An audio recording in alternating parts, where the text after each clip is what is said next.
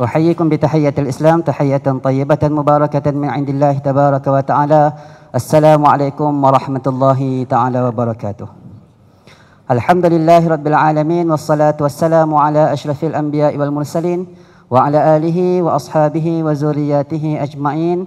رب اشرح لي صدري ويسر لي أمري واحلل عقدة من لساني يفقهوا قولي وسدد لساني واحلل قلبي بحق سيدنا محمد صلى الله عليه وسلم. Rabbi yassir wa la tu'assir, Rabbi tammim bil khair, amma ba'.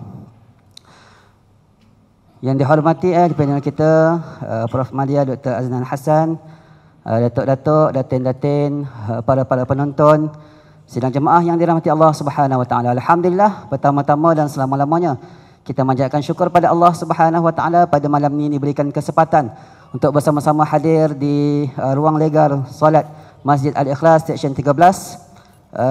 Dan saya ucapkan terima kasih kepada seluruh sidang jemaah, para penonton yang sudi bersama dalam forum bual bicara terbaik yang dianjurkan oleh pihak Masjid Al-Ikhlas Seksyen 13 yang disiarkan secara langsung di ruang legar masjid ini bersempena dengan Hari Malaysia yang kita sambut pada hari ini.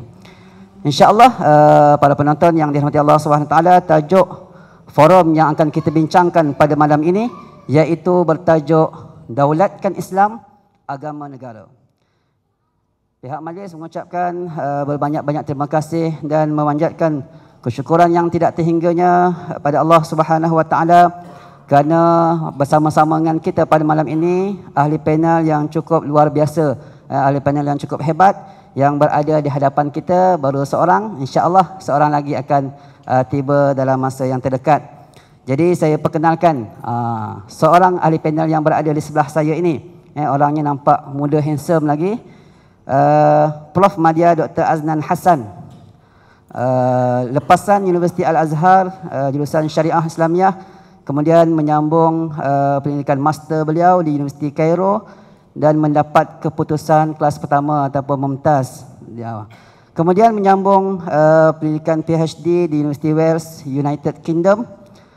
Pernah menjadi pensyarah kuliah Undang-Undang Islam, Perbankan dan Ekonomi Islam di UIA dan sekarang menjawat jawatan sebagai penasihat Persatuan Penasihat Syariah Kewangan Islam dan beliau juga merupakan pengerusi Majlis Ulama ISMA, Ikatan Muslimin Malaysia. Saya dimaklumkan bahawa hari ini merupakan tarikh lahir doktor. Betul ya? Jadi kita ucapkan selamat menyambut hari lahir.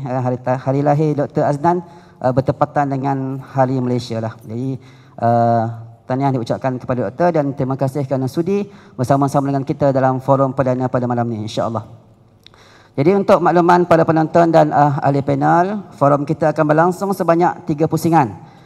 Pusingan pertama dan kedua kita akan berikan kepada ahli panel untuk menyampaikan ucapan mereka dan menjawab soalan dalam tempoh 10 hingga 15 minit. Dan pada pusingan yang ketiga, pihak majlis akan membuka ruang kepada para penonton bagi menanyakan soalan kepada ahli panel kita. Jadi insya-Allah mikrofon akan disediakan kepada penonton dan juga bagi ibu-ibu ataupun jemaah wanita yang malu-malu nak bertanya, boleh SMS-kan soalan pada nombor kalau wanita lah, lelaki tu kalau malu, saya pun malu dengan dia lah. Kalau wanita malu nak bertanya, boleh SMS-kan soalan kepada nombor 019 3079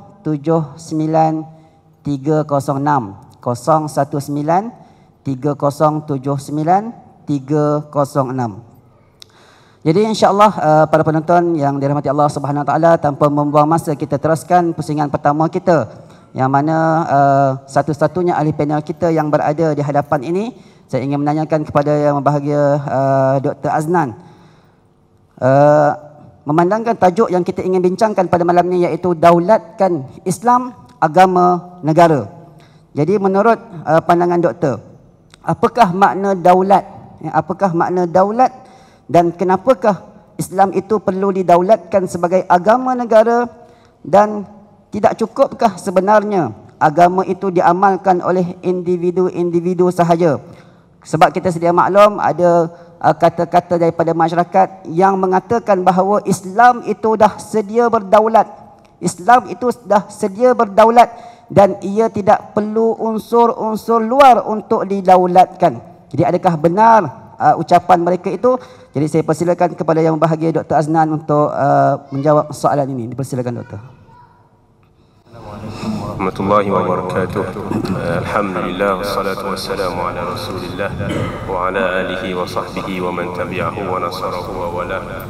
Subhanaka la ilma lana illa ma 'allamtana innaka antal alimul hakim. Rabb shrah li sadri wa yassir li amri wa hlul 'uqdatam min lisani yafqahu qawli. Terima kasih saudara Tuan Pengerusi Majlis, Ustaz Pengerusi Majlis, datuk-datuk, datin-datin, tuan-tuan, perempuan yang saya muliakan. Syukur pada Allah Subhanahu Wa Taala, dengan izin Allah dapat kita bertemu pada malam ini, pada hari Malaysia, juga hari lahir saya. Kalau dulu boleh kita bagi umur muda sikit, boleh kita kata balikkan sebagainya. Tahun ni umur saya yang ke-44, jadi tak boleh balik dah. Balik 44 juga mana-mana. Hari Malaysia adalah satu hari yang sepatutnya kita merasa gembira, kerana hari yang terbentuknya Malaysia. Dalam Islam, cinta kepada negara, cinta kepada watan adalah satu perkara yang diterima dalam syarak. Kadang-kadang kita ni konon-kononnya sayang pada Islam melupakan segala-galanya. Konon-kononnya sayang negara ini adalah asabiah. Ada orang zaman sekarang ni tak nak sebut bangsa langsung, kerana konon-kononnya sayang bangsa itu asabiah. Dia gagal memahami konsep asabiah yang sebenar. Dalam syarak, asabiah ini bila mana kita melakukan zalim kepada orang lain. Contohnya, seorang Melayu dengan seorang Cina bergaduh. Melayu tu salah, tapi oleh kerana Melayu tu orang Islam, oleh kerana yang salah tu orang Melayu, kita pun sokong dia, dan kita lupakan bahawasanya kebenaran itu kepada orang Cina tersebut. Itu adalah asabiah. Dan asabiah ini bukan hanya kepada bangsa saja. Asabiah ini juga kepada negara, kalau disalahgunakan kepada kawasan. Contohnya orang Seksyen 13 bergaduh dengan orang Seksyen berapa saya pun tak tahulah, Shah Alam. Dan yang salahnya adalah orang Seksyen 13. Tapi oleh kerana kita kata tak boleh, dia ni semain jemaah sekali dengan aku, salah pun kena sokong juga. Itu juga merupakan asabiah. Itu juga adalah merupakan asabiah mengikut Islam.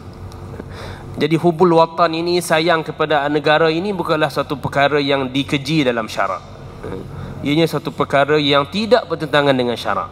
Siapakah orang yang lebih kita sayang, lebih daripada keluarga kita, masyarakat kita, dan negara kita yang kita bernaung di atasnya? Tidak ada salahnya.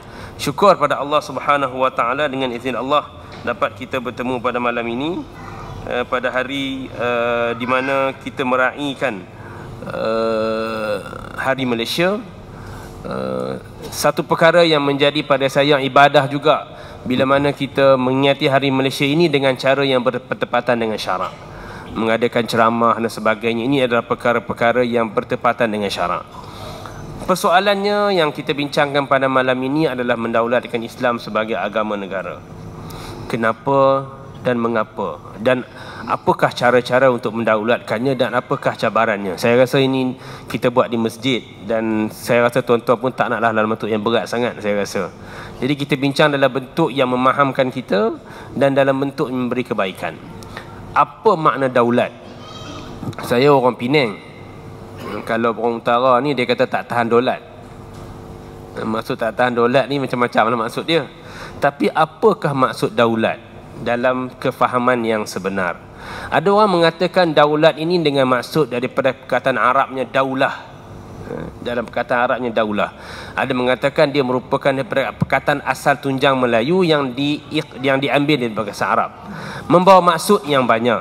Umpamanya seorang yang mempunyai kuasa. Dalam kamu dewan ketika mana mentafsirkan apakah itu daulat, di antara benda yang disebutkan ialah kalau dikenakan kepada raja, di antaranya maknanya bahagia. Maka kita mendoakan raja tu agar bahagia. Daulat tuanku berbahagia, bahagialah tuanku di atas singgasana, lebih kurang.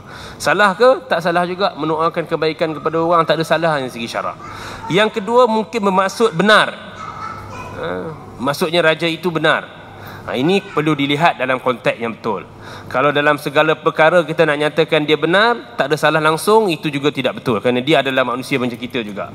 Cumanya dia merupakan raja yang menjadi tunjang kepada kenegaraan kita. Yang ketiga, ini yang persesuaian dengan apa yang kita masukkan daulatkan Islam sebagai agama negara. Menyatakan bahawa daulat itu adalah kuasa atau hak yang tertinggi atas sesuatu perkara seperti hal pemerintahan dan sebagainya. Ini yang kita maksudkan.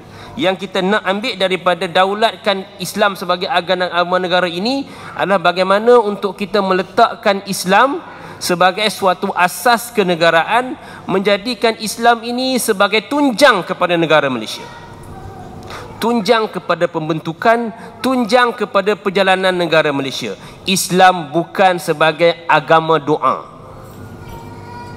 Islam bukan agama resmi atau agama rasmi. Islam adalah agama persekutuan. Islam adalah agama negara. Oleh kerana dia merupakan agama negara, maka seharusnya kita meletakkan Islam itu di tempat yang tertinggi sebagai asas pemerintahan negara. Itu yang kita maksudkan sebagai daulatkan Islam sebagai agama negara. Meletakkan kedudukan Islam sebagai satu asas yang tertinggi di dalam pembentukan negara Malaysia dan dalam perjalanan negara Malaysia. Maknanya sama ada rakyat ke, sama ada pemerintah ke, sama ada pemimpin ke, bila mana mereka nak membuat segala polisi, segala tindakan, segala perkara apa sekalipun, asas yang di antara utamanya ialah meletakkan Islam sebagai parameter dia. Segala perkara yang tidak bertepatan dengan syarak, tidak bertepatan dengan Islam, seharusnya tidak dilakukan. Kenapa? Islam merupakan agama negara. Macam kita lah, kalau kita ni Islam adalah agama kita. Kita nak buat apa sekalipun, menjadi asas kita adalah untuk memastikan tindakan kita tidak bertentangan dengan Islam. Kenapa? Islam merupakan agama kita. Begitu juga dengan Malaysia ini, kita nak letakkan Islam sebagai agama Malaysia, agama negara dalam bentuk begitu. Bukan hanya bila mana ada majlis, panggil Datuk Mufti baca doa. Tak apalah, baca doa tu baguslah. Tapi kemudian habislah. Dia baca doa sekali, lepas tu apa jadi kat dalam majlis tu, kira kemudian. Kenapa? Kerana Mufti telah menjalankan tugas dia Islam sebagai agama rasmi. Itu kita tak nak. Islam bukan hanya dalam bentuk seremonial, dalam bentuk apa? Dalam bentuk seremoni, tetapi Islam dalam bentuk yang lebih besar. Kenapa kita mahu mendaulatkan Islam sebagai agama negara? Kenapa Islam ini perlu didaulatkan dalam agama negara? Perbincangan ini saya buat dalam bentuk yang agak tidak berat, supaya kita boleh tengok bersama-sama dalam bentuk yang kita mudah faham. Yang pertama, kalau kita tengok aspek sejarah. Baru-baru ni di UIA ada seorang datang buat pembentangan berkenaan dengan sejarah Islam di Malaysia. Sejarah Islam di Malaysia. Dia datang dalam bentuk pensejarahan. Dia cerita dalam bentuk sejarah. Berdasarkan kepada kajian-kajian yang ada, sejak daripada dulu sampailah sekarang, Islam ni merupakan teras kepada tanah Melayu. Islam ni merupakan teras kepada Melaka. Undang-undang Melaka tu penuh dengan hukum mahkam syarak yang bertepatan dengan syarak. Dengan tak nafikan ada beberapa perkara yang tidak begitu tepat, tetapi asas tunjangnya adalah asas syarak. Kemudian bila mana raja berpindah ke Johor, ke Pahang dan sebagainya, syarak agama Islam tu tetap menjadi agama negara ini. Tetap menjadi agama negara ini. Kemasukan bangsa asing sekalipun tidak mengganggu gugat kedudukan Islam sebagai agama negara. Mereka datang pada asalnya adalah untuk berniaga, untuk cari makan, untuk keluarga mereka. Dan mereka tidak pernah mengganggu gugat kepada asas tersebut. Sehinggalah kedatangan British cuba untuk mengganggu gugat. Tan Sri Aziz bulan lepas dia bercakap dengan saya, dia kata British adalah orang yang mula-mula untuk nak ganggu segala Millennium Unionnya dan sebagainya. Dan masyarakat bangun menentang perkara tersebut. Bermaknanya sejarah kita ni merupakan satu sejarah yang panjang. Islam, agama tanah Melayu, persatuan tanah Melayu, kemudian Melaya, kemudian Malaysia ini bukanlah suatu perkara yang baru, suatu perkara yang lama. Jadi bila mana kita meletakkan Islam sebagai agama negara pada masa sekarang, kita bukanlah buat satu benda baru. Tak betul kepada sesiapa pun yang mengatakan bahawasanya kenapa sekarang ni baru nak cakap Islam sebagai agama negara. Ini bukan baru cakap. Ini sudah perkara yang lama. Kita hanya sekadar emphasize perkara yang sudah berlaku, menyedarkan umat tentang bagaimanakah suasana yang pernah berlaku dalam negara kita. Ini asas yang perlu kita faham. Orang Islam hari ini tak sedar. Oleh kerana kita ni kadang-kalanya dimomokkan dengan pandangan menyatakan Islam ini agama resmi negara. Maka kita pun faham bila mana orang cerita Islam sebagai agama negara, Malaysia negara Islam, kita pun jadi marah tak untuk pasal. Sedangkan itu adalah untuk kebaikan kita sendiri. Bila mana kita letakkan Islam sebagai agama negara sebagai asas, itu akan membentuk kenegaraan kita, hidup kita, keluarga kita, anak-anak kita, cucu cicit kita, semuanya diasaskan atas dasar tersebut. Itu daripada asas sejarah. Yang kedua dari segi perlembagaan, Profesor Datuk akan bercakap lebih banyak tentang soal perlembagaan. Perlembagaan sendiri dalam bahasa version Inggerisnya tidak pernah menyatakan official religion, menyatakan Islam is the religion of the federation. Bahasa Inggeris itulah yang menyatakan begitu. Kalau kita terjemah, Islam ini adalah agama federation, bermakna agama kita, agama negara kita ni memang agama Islam. Jadi kenapa kita nak jatuhkan taraf kita hanya sekadar suatu agama resmi? Ada orang kata, oh, kita perlu melihat suatu amalan yang lebih progresif yang berlaku di Turki dan Tunisia. Cubalah kita tiru macam mana mereka berjaya bawa Islam. Mereka tidak berjaya bawa Islam macam mana kita ada sekarang. Dengan tidak menafikan kebaikan Turki, tidak menafikan kebaikan orang Tunisia. Mungkin tuan-tuan pernah pergi Turki, pernah pergi Tunisia. Boleh tuan-tuan sebut kat saya di Malaysia ni, di mana ada pantai yang boleh orang topless? Ada kat Malaysia yang boleh orang topless? Kalau orang faham-faham lah topless, apa nama? Faham lah kan maksud saya kan? Orang lelaki topless tak apalah. Ya, orang perempuan boleh topless. Kat Tunisia ada pantai yang boleh topless. Sampai begitu sekali. Kemudian kita nak kata bahawasanya kenapa kita tak tengok Tunisia? Nak tengok dia buat apa? Kita punya pelaksanaan Islam ni lebih tinggi daripada Tunisia. Turki. Tunisia saya pernah pergi tak banyak kali lah, 3-4 kali lah pernah pergi Tunisia. Turki memang banyak kali saya pergi. Saya banyak ada nasihat bank di sana. Lalu pergi Turki. Pengamalan Turki tak sama macam kita pun. Sebelum saya berseman dengan orang yang kerja di Turki, sebelum Erdogan lagi teruk lagi. Orang nak belajar universiti tak boleh pakai tudung. Parlimen tak boleh masuk pakai tudung. Masuk universiti tak boleh pakai tudung. Sebab apa? Itu adalah sebagai Arabism. Kalau betul saya gunakan perkataan tersebut, mengikut orang Arab. Jadi bila mana Erdogan datang, beliau bercakap tentang melihat bagaimanakah cara untuk menguatkan Islam di Turki. Lalu beliau melihat, ini dia punya orang kuat, dia cakap dengan saya. Dia kata beliau melihat ada satu ruang dalam sekularisme ini yang boleh digunakan di Turki untuk orang melaksanakan Islam. Beliau menyatakan, engkau orang kata engkau orang sekular. Ini kata Erdogan. Engkau orang kata engkau orang sekular. Sepatutnya sebagai orang sekular, engkau orang membenarkan saja orang nak buat apa pun. Orang nak buat Islam, buatlah. Orang tak nak buat Islam, membuatlah ikut suka hati. Jadi kalau orang tu nak masuk universiti, dia nak pakai tudung, itu hak dia sebagai individu untuk pakai tudung. Kita tak ada hak untuk larang dia. Kenapa kita memisahkan agama dengan kehidupan asasi? Jadi beliau melihat ada ruang sekularisme itu untuk membawa Islam kepada masyarakat. Tetapi kita bukan setakat pakai tudung, nak pakai niqab pun pakailah. Kenapa tiba-tiba kita nak mengikut orang yang lebih ke belakang daripada kita? Saya bagi contoh lah, orang universiti cakap universiti sikit lah kan. Student kita seorang tu tiap kali periksa dapat 4 flat, A menjang, A menjang. Tapi kawan-kawan dalam kelas dia semua dapat C, B plus pun bagus dah. Contoh kan. Maka satu hari dia pun main kata kat kita, oh saya ni rasa saya nak bagi sama dengan orang lain lah. Saya pun nak dapat B plus juga. Kita nak kata apa kat dia? Kalau orang Penang kata, hang ni tak cerdik, aku ingat hang cerdik, dah dapat A menjang, rupanya tak cerdik. Sepatutnya mereka yang ikut hang sebagai benchmark, engkau sebagai benchmark. Tapi sekarang ni kau pula nak turun. Kenapa? Konon-kononnya nak bagi sama dengan orang lain. Itu suatu pemahaman yang silap. Kita tiru perkara yang betul.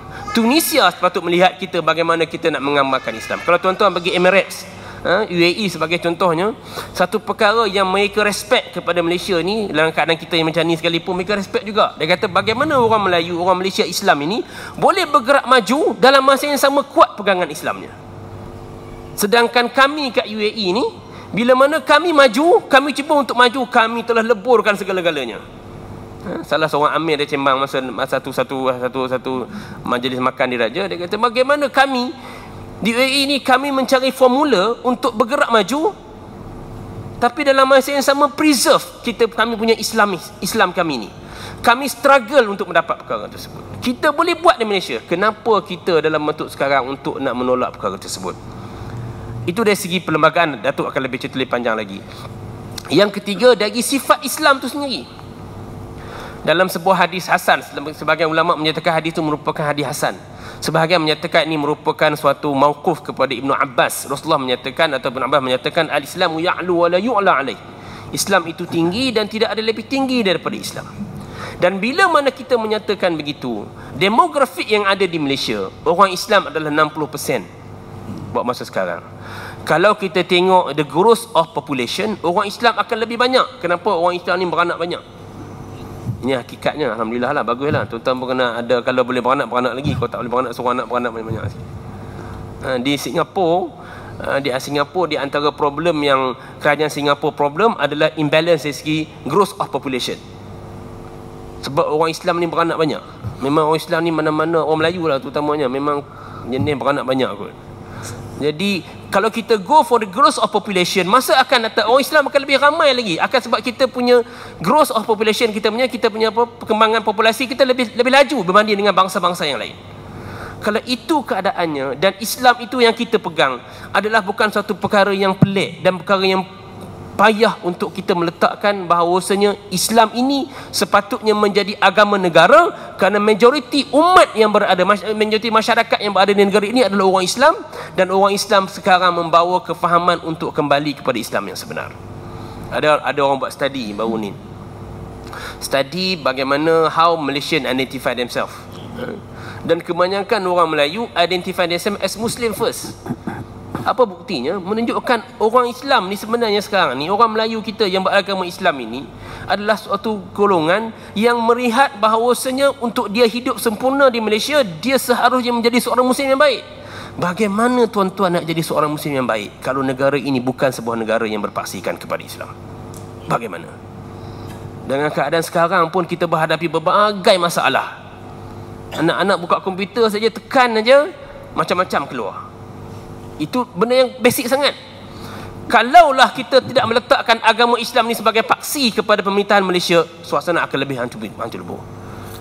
Sebab itulah pada saya, kita wajib mempertahankan dan wajib untuk memastikan bahawasanya Islam sebagai agama negara ini, mendaulatkan Islam sebagai agama negara ini merupakan agenda tiap seorang daripada kita. Sesiapa sahaja yang bertindak untuk menafikan perkara tersebut, tak kira dia orang Islam ke, dia orang bukan Islam ke, apa sekalipun, kita jangan bagi muka pada dia. Kenapa? Kita berpegang kepada satu paksi yang menjadi asas perlembagaan yang kukuh. Hari ini tuan-tuan, kita bukan hanya dengar orang bukan Islam yang pertikai perkara tersebut, orang Islam pun pertikai. Macam-macam grup ada, 25-nya, macam-macam grup ada yang bercakap tentang konon-kononnya nak modernize Malaysia. Ada orang yang meminta untuk JAIS tidak lagi memainkan peranannya. Ada orang ada golongan parti politik yang monitor JAIS punya khutbah hari Jumaat tiap-tiap minggu pun ada. Dan cari silap sikit, tak silap pun jadi silap. Yang terbaru kalau tuan-tuan ikut, kena ikut tuan-tuan benda-benda begini. Macam mana mereka berusaha bermati-matian untuk menafikan kedudukan kita. Dan kita orang Islam boleh rasa tak kisah pun. Tak apalah, mereka tak faham. Mereka tak faham satu perkara, mereka memainkan kita satu perkara. Saya berhenti situ dulu. Saya stop kat situ. Saya tak jawab soalan lagi. Cukupkah jika hanya Islam ni diagamakan oleh individu? Mungkin Datuk akan sambung dengan. Terima kasih banyak. Assalamualaikum warahmatullahi wabarakatuh. Alhamdulillah, terima kasih kepada Yang Bahagia Dr. Aznan atas kupasan yang disampaikan sebentar tadi.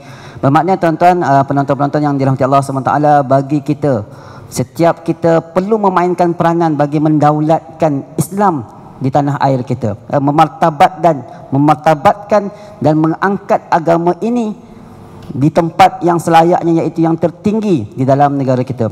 InsyaAllah, alhamdulillah, bersama-sama dengan kita pada malam ini juga ahli panel kita yang kedua. Beliau sebenarnya ahli panel yang pertama. Soalan pertama sebenarnya nak tujukan pada beliau, tapi baru sampai. Apapun kita ucapkan terima kasih kepada Prof. Datuk Haji Muhammad Nasir Desa. Beliau merupakan Ketua Pengarah Eksekutif IKSIM. Di tangan tuan-tuan ada risalah IKSIM, iaitu singkatan kepada Institut Kajian Strategik Islam Malaysia. Beliau juga pernah menjadi pensyarah di UIA dan juga Hakim Mahkamah Rendah, juga pernah menjadi Peguam Kementerian Dalam Negeri dan bertugas di bahagian Guaman Jabatan Peguam Negara bahagian Syariah. Jadi beliau adalah orang yang paling layak untuk membicarakan tentang kedudukan Islam dalam perlembagaan dan perundangan negara kita. InsyaAllah soalan yang ingin kita tujukan kepada ahli panel kita yang kedua, iaitu Prof. Haji Muhammad Nasir. Sebagai tanda kasih cinta kita terhadap agama, bangsa dan tanah air kita. Ya, agama A, bangsa Ba, Ta, tanah air kita, A, Bata. Mungkin Datuk boleh jelaskan di manakah kedudukan agama Islam di dalam negara Malaysia yang mempunyai masyarakat majmuk. Sebab rata-rata saya bertanya kepada penonton, kebanyakan jawapan mereka Malaysia ni adalah negara Malaysia adalah negara sekular. Ada yang kata negara Islam, ada yang kata Malaysia ni negara demokrasi, orang Kelantan kata negara demokrasi. Dan juga ada yang menyatakan bahawa Islam di Malaysia ini hanyalah agama rasmi. Jadi menurut perundangan, mungkin Datuk boleh jelaskan apakah di manakah kedudukan agama Islam di negara kita, insya-Allah. Dipersilakan Datuk. Bismillahirrahmanirrahim. Alhamdulillahirabbil alamin wassalatu wassalamu ala asyrafil anbiya wal mursalin wa ala alihi washabbihi ajmain. Yang bahagia Tuan Pengerusi, saudara ahli panel yang pertama, hadirin dan hadirat ahli jemaah sekalian, Assalamualaikum warahmatullahi wabarakatuh. Waalaikumsalam warahmatullahi.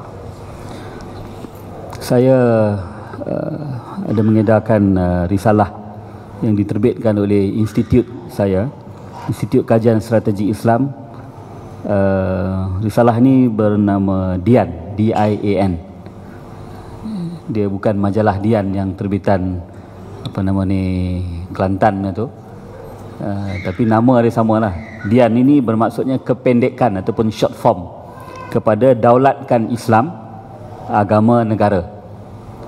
Kebetulan DIAN tu Daulatkan Islam Agama Negara.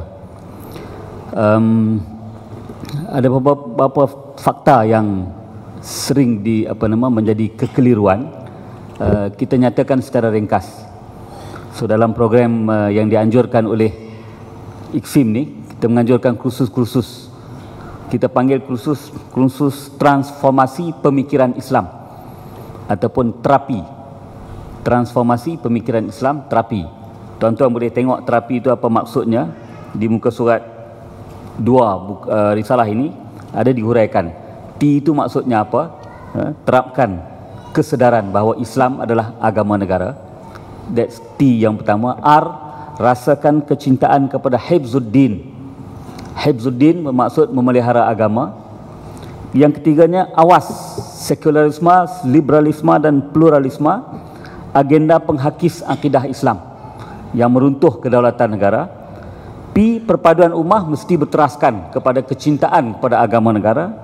Dan I, ikatkan akidah yang mantap demi kegemilangan ummah di masa akan datang. Terapi ini adalah agenda kita, agenda IKSIM, strategi utama kita untuk memperkukuhkan umat Islam dan memperkukuhkan kedaulatan agama Islam. Misi IKSIM adalah daulatkan Islam agama negara. Memang betul, dalam perlembagaan sebenarnya Islam berdaulat. Tetapi di dalam pemahaman, di dalam pemikiran kita, majoriti, bukan kata orang Shah Alam saja, bukan kata orang Selangor saja, boleh dikatakan 95% daripada penduduk Malaysia ini beranggapan bahawa Islam hanya sekadar agama untuk tujuan upacara rasmi sahaja. Islam tidak berdaulat. Sebagaimana yang diterangkan oleh Dr. Aznan tadi, jika Islam berdaulat, maka segala dasar, segala polisi, segala bentuk keputusan, rangka kemajuan apa yang nak dilakukan di dalam negara kita ni mesti berteraskan kepada agama negara kita, iaitu agama Islam. Tetapi oleh kerana banyak pihak yang gagal memahami kedudukan dan kedaulatan Islam dari perspektif yang betul dan sebenarnya berteraskan perlembagaan. Maka Islam ni dia ikut, kadang-kadang dia jadi angin politik, ikut parti. Kalau parti ni dia cenderung politik, maka kuatlah Islam. Kalau yang naik ni ahli politik yang tak berapa ambil kisah tentang agama, maka Islam tu jadi macam boleh dikaih-kaih, dikuis-kuis, disisihkan dan sebagainya. Malah sekarang ni sudah ada gerakan yang cuba untuk menyamaratakan semua agama. Apa saja agama dalam negara kita ni adalah sama rata. Dan yang lebih teruk daripada itu, yang menganggap semua agama ini menuju kepada Tuhan yang satu. Walaupun cara amalan dia, sembahan dia lain, tetapi semuanya menuju kepada Tuhan yang satu. Ini yang dikatakan sebagai pluralisme agama. Semua ini menggugat akidah. Sebab itu kita letakkan prinsip yang ketiga kita, strategi kita itu, awas kepada pemikiran liberalisme, pluralisme, sekularisme ni. Tiga-tiga ni menjadi ancaman kepada akidah umat Islam. Tuan-tuan sendiri boleh tengok bagaimana keadaan remaja kita, generasi muda kita yang cuba mengenengahkan pemikiran yang berasaskan kepada jika kita berbuat baik, maka hasilnya kita dapat di dunia ini. We don't have to wait sampai akhirat. Mempersoalkan kenapa kita nak kena tunggu sampai akhirat baru kita boleh tuai kebaikan yang kita buat. Jadi dia telah menggugat rukun iman yang keenam, iaitu percaya kepada hari akhirat. Kita percaya kepada dunia ni saja. Buat baik di sini maka hasilnya di sini. Jadi ancaman yang kita hadapi sekarang ini memang amat serius. Saya nak ajak tuan-tuan rujuk kepada muka surat 3 dalam risalah ini. Saya menggariskan lebih kurang 10 perkara asas tentang Islam di dalam perlembagaan negara kita. 10 perkara asas. Perkara asas ni perkara basic. Sepatutnya kita semua sama-sama kita boleh terima. Yang pertama saya kata negara Malaysia mentauhidkan Allah. Bukan setakat umat Islam saja, negara kita pun mentauhidkan Allah. Kerana agama-agama lain tidak boleh menganggap sembahan apa yang mereka sembah itu sebagai Allah. Dan ini menjadi keputusan dalam kes mahkamah. Maknanya nama Allah, Allah yang Maha Esa itu Allah berdasarkan kepada ajaran Islam. Allah yang Maha Esa. Allah ini tak boleh digunakan untuk oleh agama lain. Macam setengah agama tu dia kata okey je, Kristian nak pakai Allah ikut cara dia pun pakailah. Dalam negara kita tak boleh. Negara kita tegas mengatakan Allah adalah Tuhan yang Maha Esa sebagaimana yang difahami dan diyakini, diimani oleh orang Islam. Kalau orang agama lain, dia nak kata apa? Jesus adalah Allah, sebahagian oknum daripada Allah juga. Mary pun Allah juga. Tak boleh. Keputusan Mahkamah Rayuan yang diketuai oleh Hakim Tan Sri Apandi Ali, dia memutuskan Allah dalam konteks negara kita ini adalah Allah yang Maha Esa, sebagaimana yang diimani oleh orang Islam. Orang lain boleh beriman kepada Allah, tak ada masalah. Orang Cina kalau dia nak percaya kepada Allah, okey, tak ada masalah. Dia boleh percaya bahawa Allah itu adalah Tuhan yang Maha Esa, boleh. Tetapi dia tak boleh menggunakan nama Allah itu kepada Tuhan dia, kepada apa yang dia sembah. Sebab apa yang dituntut oleh orang Kristian melalui kes kalimah Allah tu, Tan Sri Murphy Pakiam tu, dia menuntut hak dia untuk menggunakan nama Allah kepada terjemahan kepada perkataan God. God dalam bahasa orang putih, dalam bahasa Melayu dia kata Allah. Of course kita kata tak boleh, because Allah adalah Allah Tuhan yang Maha Esa, berdasarkan kepada ajaran agama Islam. Dan ini yang diterima di dalam perlembagaan kita. Kerana apa? Yang disebutkan oleh Dr. Azlan tadi, perkara 3 fasal 1. Tuan-tuan sebut bagi betul-betul ya. Perkara 3 fasal 1 dalam perlembagaan negara kita menyebutkan Islam is the religion of the federation. Islam adalah agama bagi persekutuan. Yang bermaksud dalam bahasa Melayu, Islam adalah agama bagi persekutuan. Tidak ada perkataan rasmi di situ. Tak ada. Hanya pemikiran politician kita yang terlalu nak meraihkan orang bukan Islam, kerana takut orang bukan Islam lari daripada pakatan pebati ke apa dan sebagainya, maka dia katakan bahawa no, Islam yang kita ni hanya untuk tujuan seremonial saja, you don't have to worry. Ketika itu memang bimbang, kerana kalau MCA, MIC lari, mereka akan join dengan komunis. Kalau MCA join dengan komunis, maka menjadi masalah kepada pembentukan negara kita. Itu justifikasi yang dibuat oleh Tunku. Tetapi perlu ataupun patutkah kita nak terima pendekatan Tunku itu sampai bila-bila? Terus kita menganggap bahawa Islam ni hanya untuk tujuan seremonial, untuk tujuan upacara sahaja. Jadi saya katakan bahawa kita perlu transform pemikiran kita. Transformasi pemikiran Islam itu, terapi itu ialah untuk memperbetulkan salah tanggapan kita yang sering menganggap Islam dalam konteks kenegaraan hanya sekadar untuk upacara rasmi.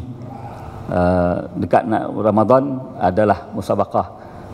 Pada bulan tahun nak masuk Ma'al Hijrah, kita akan buat perarakan. Bila hari Jumaat kita pakai baju Melayu ramai-ramai. Bila majlis buka di parlimen, kita mulakan dengan baca doa. Itu saja tak cukup. Kalau berdasarkan kepada perlembagaan negara kita, kedudukan Islam sebagai agama negara adalah merupakan subjek kepada sumpah ataupun ikrar yang di-Pertuan Agong. Tadi perkara 3 pasal 1, Islam agama negara. Itu penegasan dalam perlembagaan. Tuan-tuan bayangkan, perlembagaan negara kita letakkan Islam sebagai agama negara. Perlembagaan Turki meletakkan dia adalah negara sekular. Perlembagaan India meletakkan dia negara sekular. Amerika pun meletakkan dia negara sekular. Kita meletakkan Islam agama negara.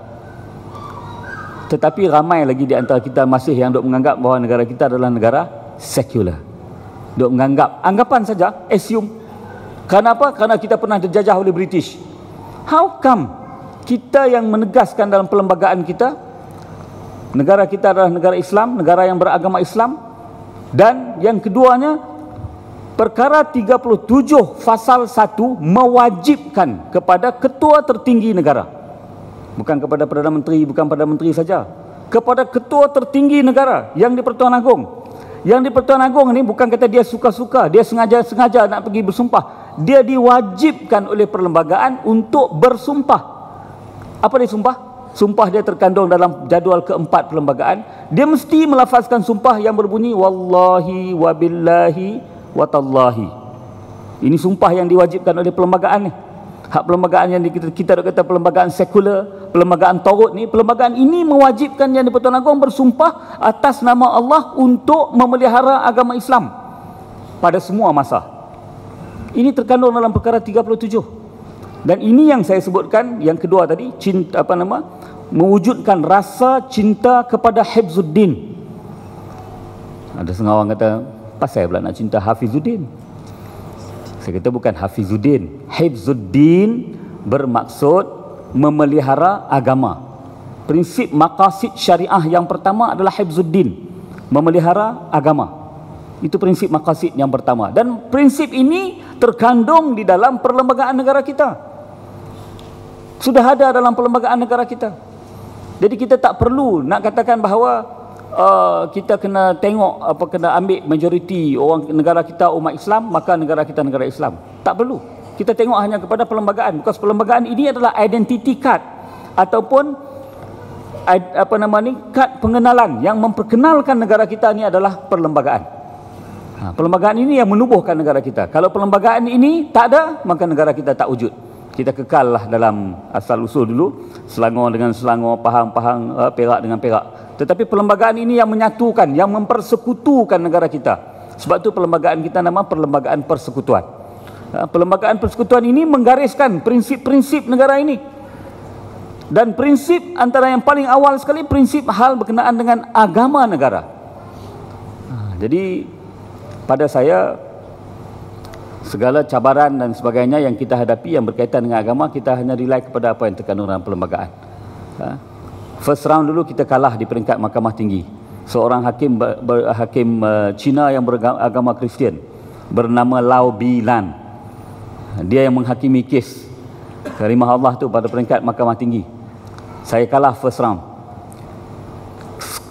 Punca kita kalah tu ialah kerana kefahaman dia yang salah tentang kedudukan Islam. Dia kod perlembagaan pun secara salah. Because dia pakai dia punya, orang kata apa nama, assumption dia. Dia tak rujuk betul-betul dalam perlembagaan dan dia tak study aspek ini dalam perlembagaan ni. Dia pergi ikut perlembagaan, dia tambah perkataan Islam is the official religion. Dia tambah dalam apa nama penghakiman itu. Bila dia berpandangan bahawa Islam ini hanya sekadar agama rasmi, maka agama Islam tidak mampu menghalang agama lain yang nak salah guna nama Allah. Maka kalau dia kata kalau Kristian nak guna nama Allah dalam penyembahan mereka untuk tujuan daripada apa ibadat, amal ibadat mereka, agama Islam tiada hak untuk menghalangnya. Kerana Islam adalah official religion. Nampak tak? Betapa kekeliruan tentang kedudukan Islam itu mengakibatkan nama Allah yang Maha Suci itu boleh disalahguna oleh agama-agama lain. Ini implikasi dia. Kalau kita tengok implikasi dan dari segi lain itu memang banyak lagi lah. Antaranya ini yang paling utama. Saya menggariskan juga apa yang dikatakan sebagai ancaman liberalisme itu dalam apa nama buku ini. Dan saya nak sebutkan lagi sekali di sini bahawa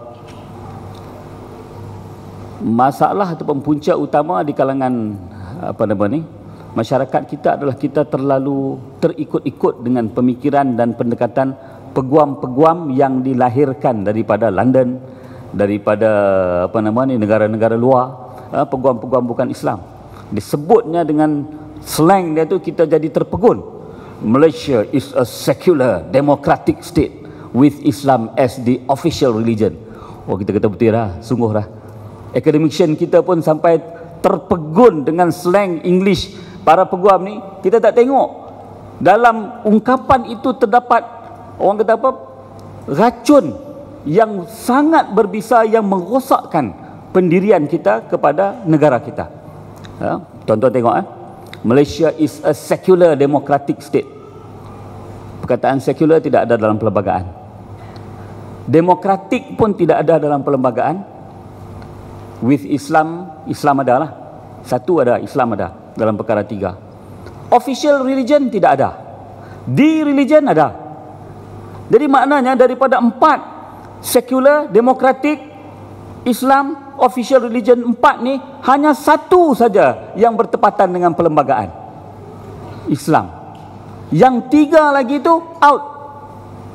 Maknanya kalau satu orang manusia, kalau dia ada 4 wire utama dalam kepala dia, 3 wire putih, satu saja wire yang okey.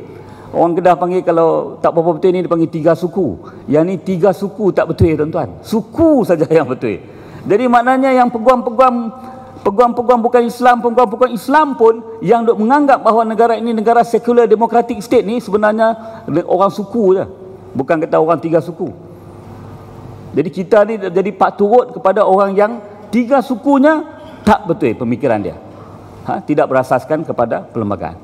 Saya nak sebutkan tadi bahawa perkara 3 fasal 1 Islam agama negara. Perkara 37 fasal 1 yang di Pertuan Agong yang tertinggi mesti bersumpah atas nama Allah untuk memelihara agama Islam.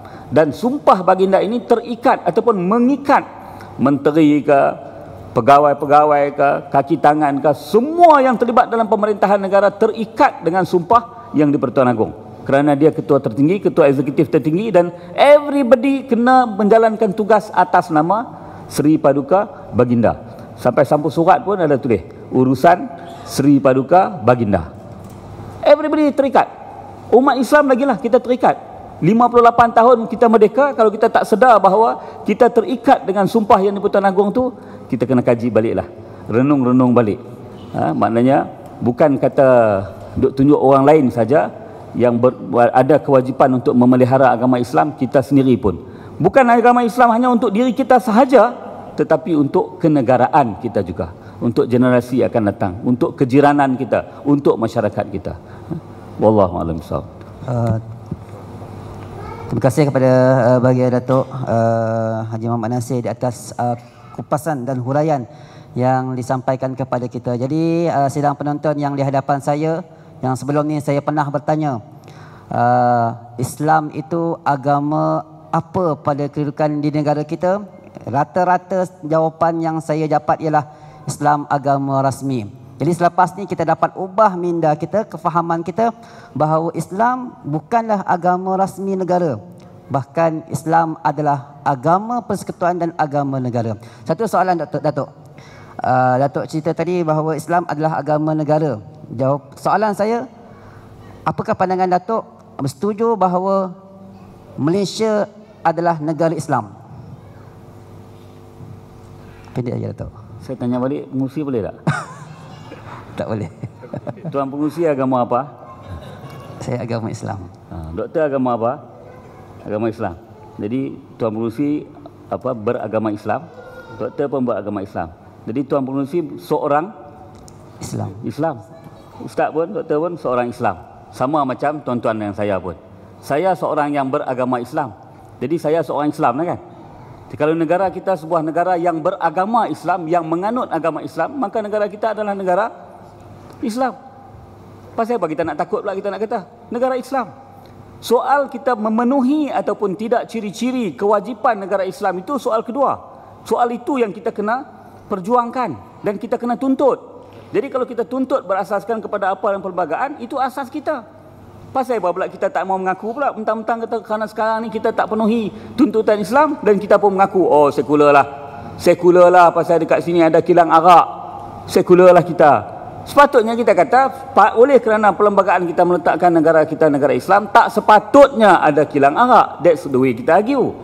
Bukan kita fikir kata, oh di sini banyak sangat orang main judi, kita benarkan lesen judi dan sebagainya, oleh kerana itu kita negara sekular. Bila kita argue macam tu, bukan cakap yang ada tu, dia akan mari lagi banyak lagi perkara-perkara yang bercanggah dengan Islam ni akan masuk. Dia akan buka pintu masuk kepada segala bentuk sekular, segala bentuk liberal akan masuk dalam negara ini. Kerana apa? Kerana kita sendiri akui bahawa negara kita negara sekular. Terima kasih Datuk. Saya setuju dengan jawapan Datuk dan saya pun mempunyai jawapan yang sama dengan Datuk.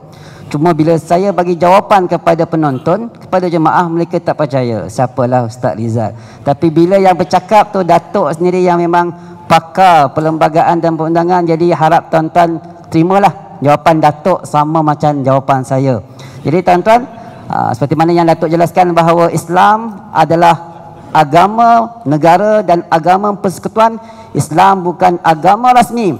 Bermakna tuan-tuan, kalaulah tuan-tuan balik ke rumah, jumpa isteri kita, kita bagi tahu pada dia, yanglah isteri rasmi abang.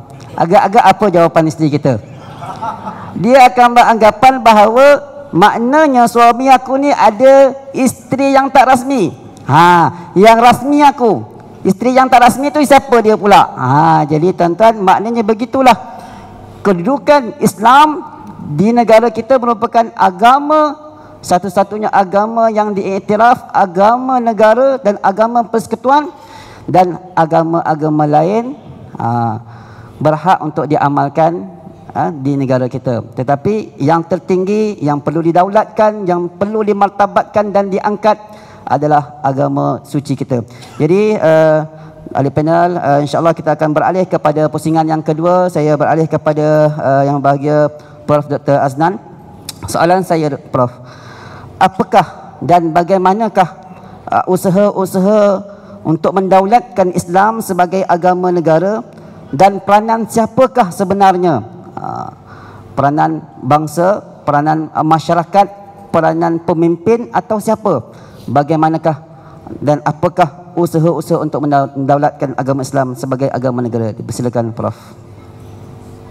Sebelum tu kalau saya boleh cakap sikit, Malaysia ni negara Islam ke tidak daripada pandangan fiqahnya, pandangan syaraknya.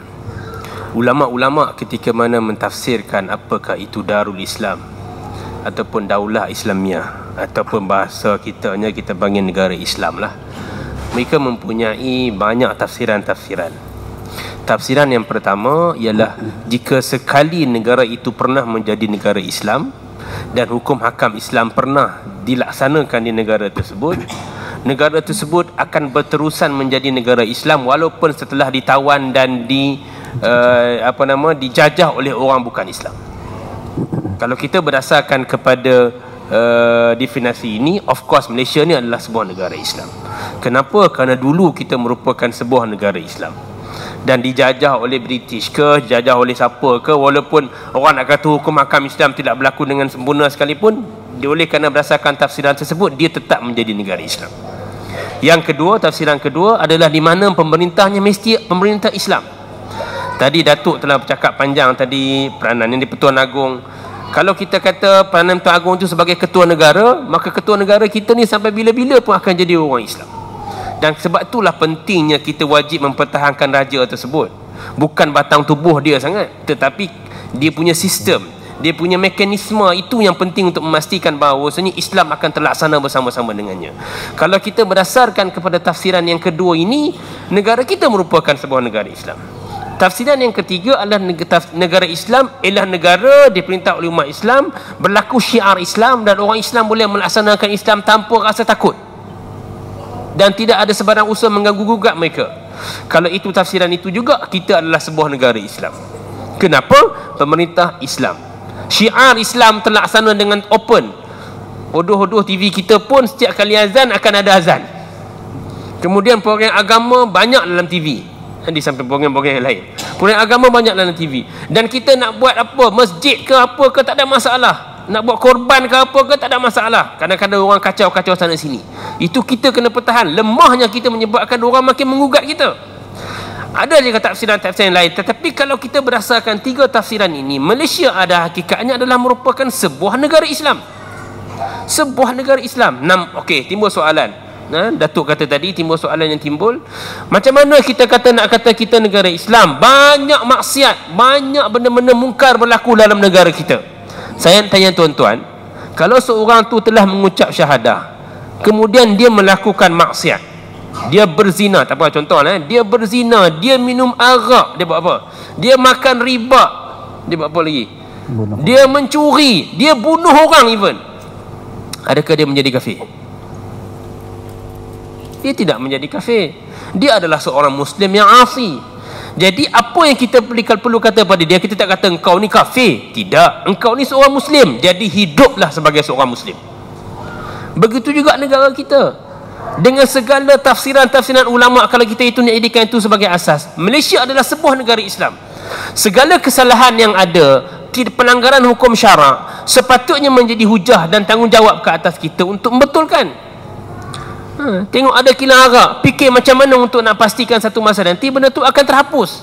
Tengok perkara-perkara maksiat, kita pastikan macam mana perkara tersebut boleh dilarang dan boleh boleh kita bendung. Itu merupakan tanggungjawab kita. Dan Malaysia berdasarkan tafsiran tersebut merupakan negara Islam. Amatlah rugi kalau kita orang Islam sendiri tidak menyatakan Malaysia ini sebagai sebuah negara Islam dan menganggap Malaysia ini sebagai sebuah negara sekular. Itu yang sebagai respon saya kepada Malaysia adalah negara Islam ataupun tidak. Yang soalan yang dikemukakan kepada saya, apakah usaha-usaha untuk mendaulatkan Islam sebagai agama negara? Tuan-tuan, kita berhadapan dengan pelbagai usaha, pelbagai tindakan untuk menidakkan Islam ini sebagai agama persekutuan. Yang paling mudah sekali adalah untuk mendefinisikan negara kita ni sebagai negara sekular. Mendefinisikan negara ini sebagai negara sekular dengan pelbagai-bagai cara. Kadang-kadang dalam bentuk yang konon-kononnya meninggikan syariat Islam. Konon-kononnya dia kata apa? Dia kata kita ni tak nak bincang Islam dalam negara ni bukan apa. Kalau kita letakkan ni, dia akan senang dimanipulasikan oleh politician. Jadi Islam ni suatu agama yang suci, kita letakkan dia above everything. So kita tak meletakkan Islam ni ada kaitan dengan pentadbiran supaya ia tak salah gunakan oleh orang. Orang makan rasuah guna nama Allah. Orang makan buat benda haram, konon-kononnya akan menggunakan nama Islam itu. Jadi nak menyucikan Islam itu, maka kita jangan letakkan Islam dalam politik, jangan letakkan Islam dalam pentadbiran, jangan letakkan Islam dalam pentadbiran dan sebagainya. Kenapa? Untuk menjaga kesucian Islam. Maka kita letaklah agama ini sebagai agama sekular. Tuan nak pergi masjid, nak semayang sampai daripada isyak sampai ke subuh, semayanglah. Nak bagi hitam dari sampai belekuk macam mana pun buatlah. Kenapa? Itu adalah menggambarkan tuan seorang Muslim yang baik. Muslim yang baik adalah juga warga negara yang baik. Amboi bukan main. Kita pun kata betul juga. Kita tengok orang menggunakan nama Islam macam-macam. Kadang-kadang politik ni, orang grup ni kata Islam, orang grup ni cakap Islam. Aku pun pening. Kalau kita anggap semua ni bukan Islam, Islam ni adalah satu agama yang dalam bentuk ibadat saja kan senang. Itu adalah suatu di antara cabaran kita hadapi. Gagal memahami Islam yang sebenar. Itu tidak betul. Meletakkan Islam sebagai agama negara akan menguatkan lagi negara dan menguatkan lagi Islam. Menguatkan lagi negara, kenapa? Kerana kita memastikan, kita letakkan acuan negara, kita letakkan indeks yang betul. Siapa yang tidak melaksanakan apa yang telah diletakkan, orang itu sepatutnya tidak lagi kita letakkan kat situ. Itu cabaran yang pertama. Cabaran yang kedua yang pada saya besar juga adalah Datuk cakap tadi tentang pemikiran-pemikiran yang pelbagai ni. Pemikiran sekularisme, liberalisme, pluralisme. Saya pernah sekali tu saya ke Indonesia atas jemputan dia punya majlis ulama dia, atas jemputan Dewan Ulama Nasional dia, DSN dia, Dewan Syariah Nasional dia. Kita ada hubungan, saya sebagai Presiden Persatuan Penasihat Syariah, kita ada hubungan dengan Dewan Syariah Nasional di Indonesia. Sekali tu saya pergi meeting dia orang ada penyumpaan umum yang dibuat oleh Majlis Ulama Indonesia nya, MUI dia panggil, Majlis Ulama Indonesia, yang apa orang kata apa, yang menggabungkan semua ulama Indonesia. Dia buat penyumpaan dengan golongan liberalisme ni, pluralisme yang Tuan Datuk cakap tadi tu. Salah seorang bangun cakap dengan bangganya, orang Islam ni, dia menambahkan dia sebagai Islam lagi lah, bangun menyatakan macam Datuk kata tadi. Dia kata, pada pandangan saya, dia kata, agama Islam ni adalah merupakan salah satu agama yang diredai Tuhan. Salah satu agama yang diredai Tuhan. Di samping Islam ada juga agama-agama lain. Dia kata kalau kita tengok basikal, dia kata basikal kan dia punya tengah tu kan, paksi dia tu kan banyak jaring. Banyak jaring. Jadi dia kata macam mana jaring mana sekalipun kita datang, matlamat kita adalah untuk memastikan bahawasanya putaran roda basikal itu kekal. Kalau kita tarik 2-3 jaring, putaran roda itu tidak kekal walaupun tetap ada putaran tersebut. Begitulah agama-agama yang ada. Ini adalah faham pluralisme yang sudah semakin sampai ke Malaysia. Masa hari itu pun, minta maaf saya sebut, ketika Kapasim meninggal hari itu, macam-macam orang cakap rest in peace. Mana kau tahu? Bahkan ada anak muda yang mengucapkan apa? Al-Fatihah kepada kapal Sing. Al-Fatihah kepada kapal Sing. Sebab pada dia kapal Sing ni adalah orang yang baik. Ada yang tangkap gambar dalam Facebook apa tak, dia lukis gambar yang kapal Sing berpeluk dengan Nik Aziz sampai Nik Aziz meninggal. Apa khabar saudaraku, lebih kurang begitulah cakap dia. Lepas tu dia delete balik sebab mungkin sebab orang mula duk macam-macam bombat dia. Semua pemikiran ni sekarang ni, tuan-tuan jangan terkejut kalau anak tuan-tuan berfikir begitu. Jangan terkejut. Kalaulah kita ni tak melihat Islam ni sebagai satu agama negara, setiap perkara perlu lihat dalam bentuk begitu, tak mustahil pemahaman tersebut akan sampai kepada rumah tuan-tuan. Tak mustahil. Kalau tuan-tuan tak merasa sedih kalau keluarga tuan-tuan berhadapan dengan perkara tersebut, saya tak tahulah. Ancaman pluralisme, ancaman liberalisme. Liberalisme ini menganggap bahawasanya tak ada apa masalah, ikut apa, membezakan sekularisme yang memisahkan agama dengan kehidupan, satu perkara yang besar. Ini semua cabaran-cabaran yang ada. Apakah usaha yang perlu kita buat dalam hal tersebut? Saya bagi beberapa usaha yang perlu dibuat. Yang pertama adalah, saya ambil yang pertama adalah pemerintah. Pemerintah bertanggungjawab untuk memastikan dalam setiap masa mendukung Islam sebagai agama negara. Dalam apa jurus keadaan sekalipun, dalam cara nak mencari undi macam mana sekalipun, dia mesti memastikan Islam sebagai agama negara. Tuan-tuan tanya saya, habis tu kena macam mana ustaz kalau tiba-tiba dia tak nak? Tuan-tuan pilih dia buat apa? Minta maaf cakap tu terang, tuan-tuan pilih dia buat apa? Salahnya salah kat kita juga. Setiap MP yang kita nak lantik, setiap adun yang kita nak lantik, kita tahu siapa dia, kita tahu cara pemikiran dia. Zaman sekarang ni kita boleh baca pemikiran dia kat mana? Kat Facebook dia, kat web dia, kat macam-macam kita boleh baca. Baca pemikiran dia. Kalau dia daripada awal lagi nak mengatakan bahawasanya kita sepatutnya begini, apa juga pandangan-pandangan dia bertentangan dengan syarak, ambil orang lain letak kat situ. Itu tanggungjawab kita.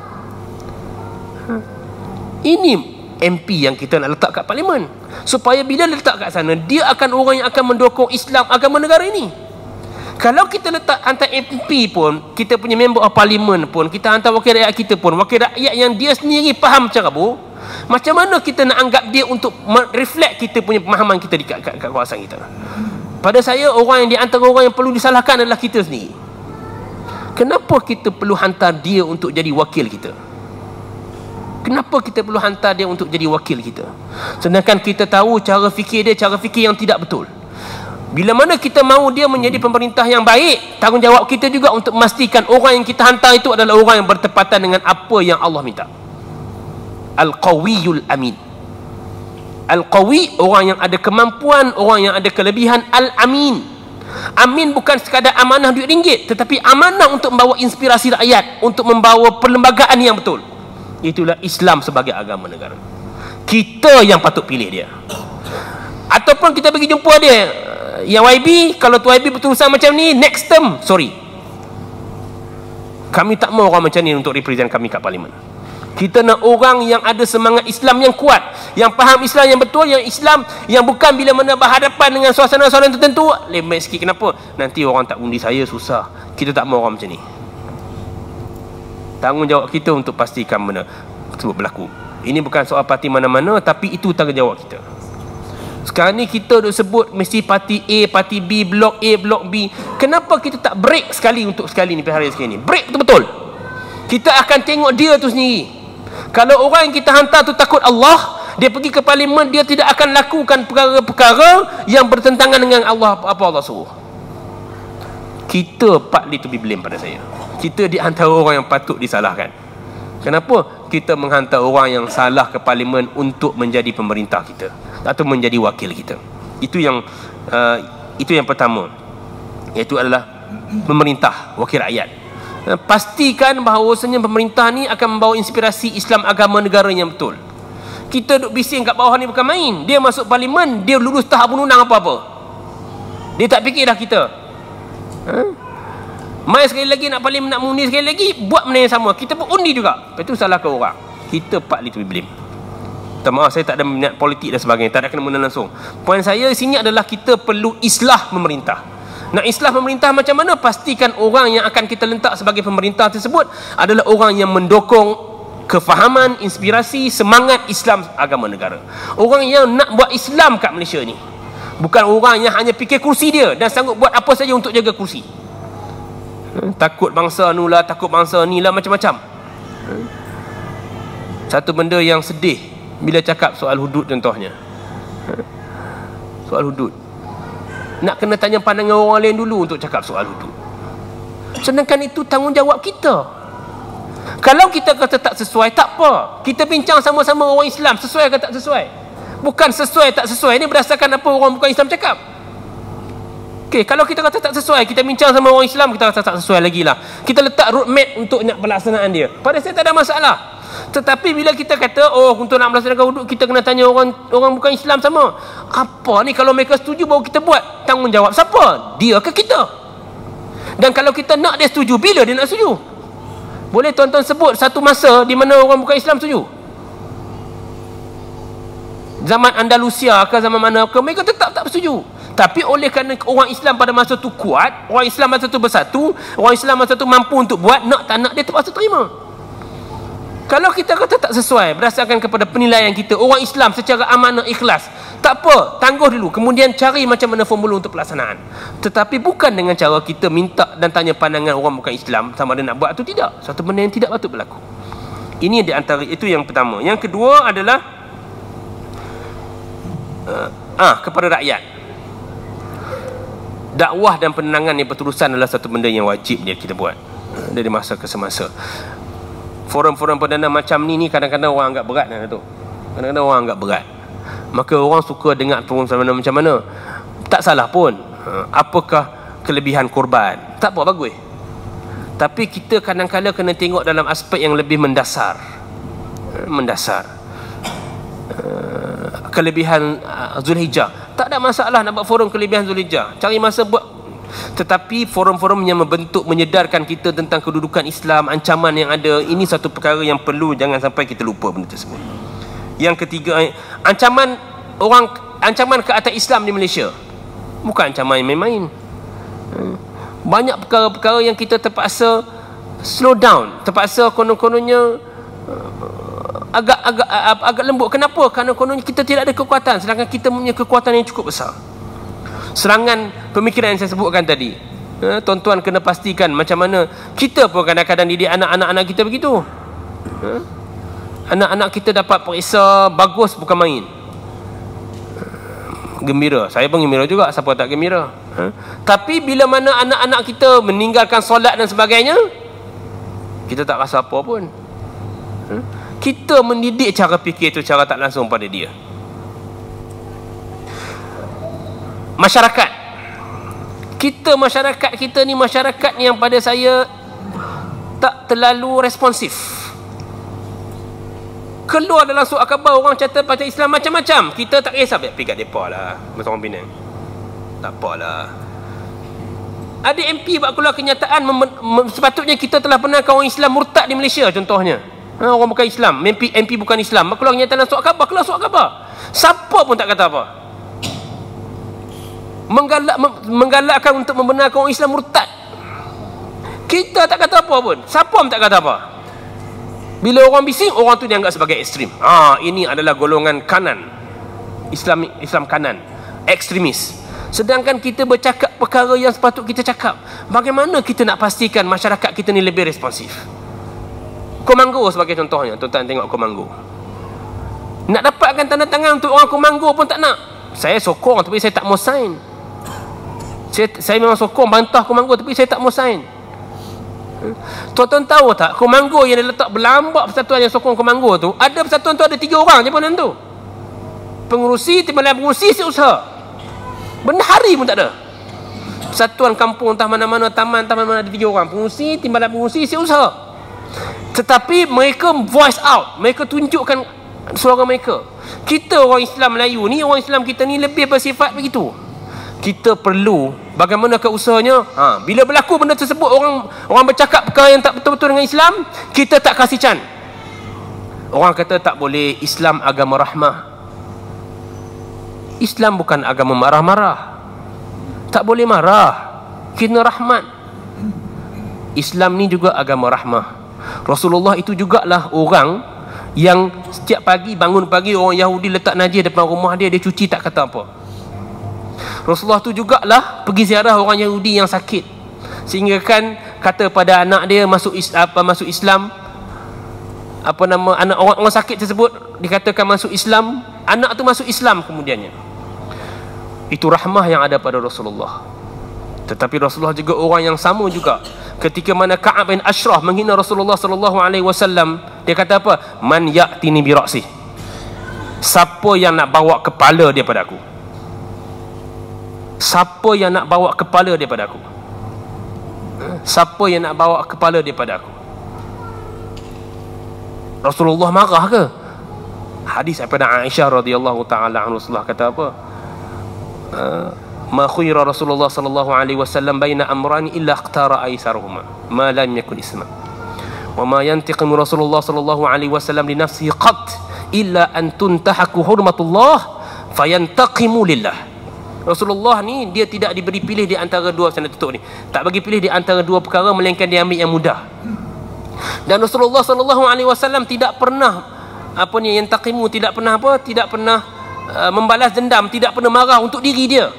Melainkan bila mana dia melihat ada usaha-usaha untuk menghalang daripada berlakunya, untuk usaha-usaha untuk melakukan perkara-perkara yang haram, fayantaqimu lillah, maka dia akan bangun marah dan juga buat benda untuk apa? Lillah, kerana Allah. Sebab tu ketika mana Ka'ab bin Ashraf selalu menghina orang Islam, selalu menghina Rasulullah kata apa pada sahabat? Man ya'tini bih. Dan sahabat kata man ya'tini bi ra'si. Saya bukan suruh bunuh, suruh bertindak berdasarkan undang-undang yang ada. Banyak cara yang kita boleh buat untuk berdasarkan undang. Nak gambarkan kita marah bila dia buat macam tu. Kita boleh buat petition, orang pandai tulis dalam surat khabar, orang yang masyarakat Shah Alam tulis surat, buat press statement, bagi tahu kami dengan ini membantah sebab kuat-kuatnya apa yang dikatakan oleh Fulan bin Fulan. Ini mengganggu kenamaan Islam di Malaysia, mengganggu Islam sebagai agama persekutuan, mengganggu harmoni yang ada. Takkan tak boleh buat. Benda itu benda yang kena dengan perlembagaan. Itu pun kita gagal untuk buat. maka hari ke hari orang makin pijak kepada kita. Atas rasa apa? Kita jangan marah. Orang Islam ni orang rahmah. Nabi adalah seorang yang rahmat. Maka kita bawalah cerita Nabi dengan budak tadi tu. Bawalah cerita Nabi dengan dengan Yahudi yang berak depan rumah dia. Bawalah kisah Nabi dengan tiap-tiap hari bagi makan orang buta. Yahudi pernah dengar cerita tu kan? Nabi tiap hari dia akan bagi makan orang buta Yahudi, dan orang buta Yahudi duduk kutuk Nabi. Dia tak tahu yang dia kutuk tu Muhammad. Dia kutuk Nabi selalu, sehingga bila Nabi mati, Rasulullah Abu Bakar pergi bagi makan dia. Baru dia tahu yang bagi makan dia selama ni Rasulullah sallallahu alaihi wasallam. Dia masuk Islam. Orang bawa dari situ, tu nak gambar betapa rahmatnya Rasulullah. Dia tak bawa kisah Ka'ab bin Ashraf tadi. Dia tak bawa kisah bagaimana Rasulullah suruh bunuh seorang yang selalu duk kata pada Islam, nama Khalid Al-Huzali, orang yang selalu kutuk Islam. Kita kena balance. Sebab tu Allah bagi pada kita ni sifat rahmah dan sifat marah. Sebab apa? Ada masa-masa tertentu kita bersifat rahmah, ada masa tertentu marah tu adalah gunanya untuk kita menambarkan marah, tetapi mengikut batas-batas yang dibenarkan oleh syarak. Mudah-mudahan kita memainkan peranan yang sepatutnya kita mainkan, supaya orang tidak lagi mempertikaikan Islam ini sebagai sebuah agama yang menjadi daulat di negara kita. Wallahu a'lam. Terima kasih kepada Yang Bahagia Prof. Dr. Aznan atas kupasan sebentar tadi.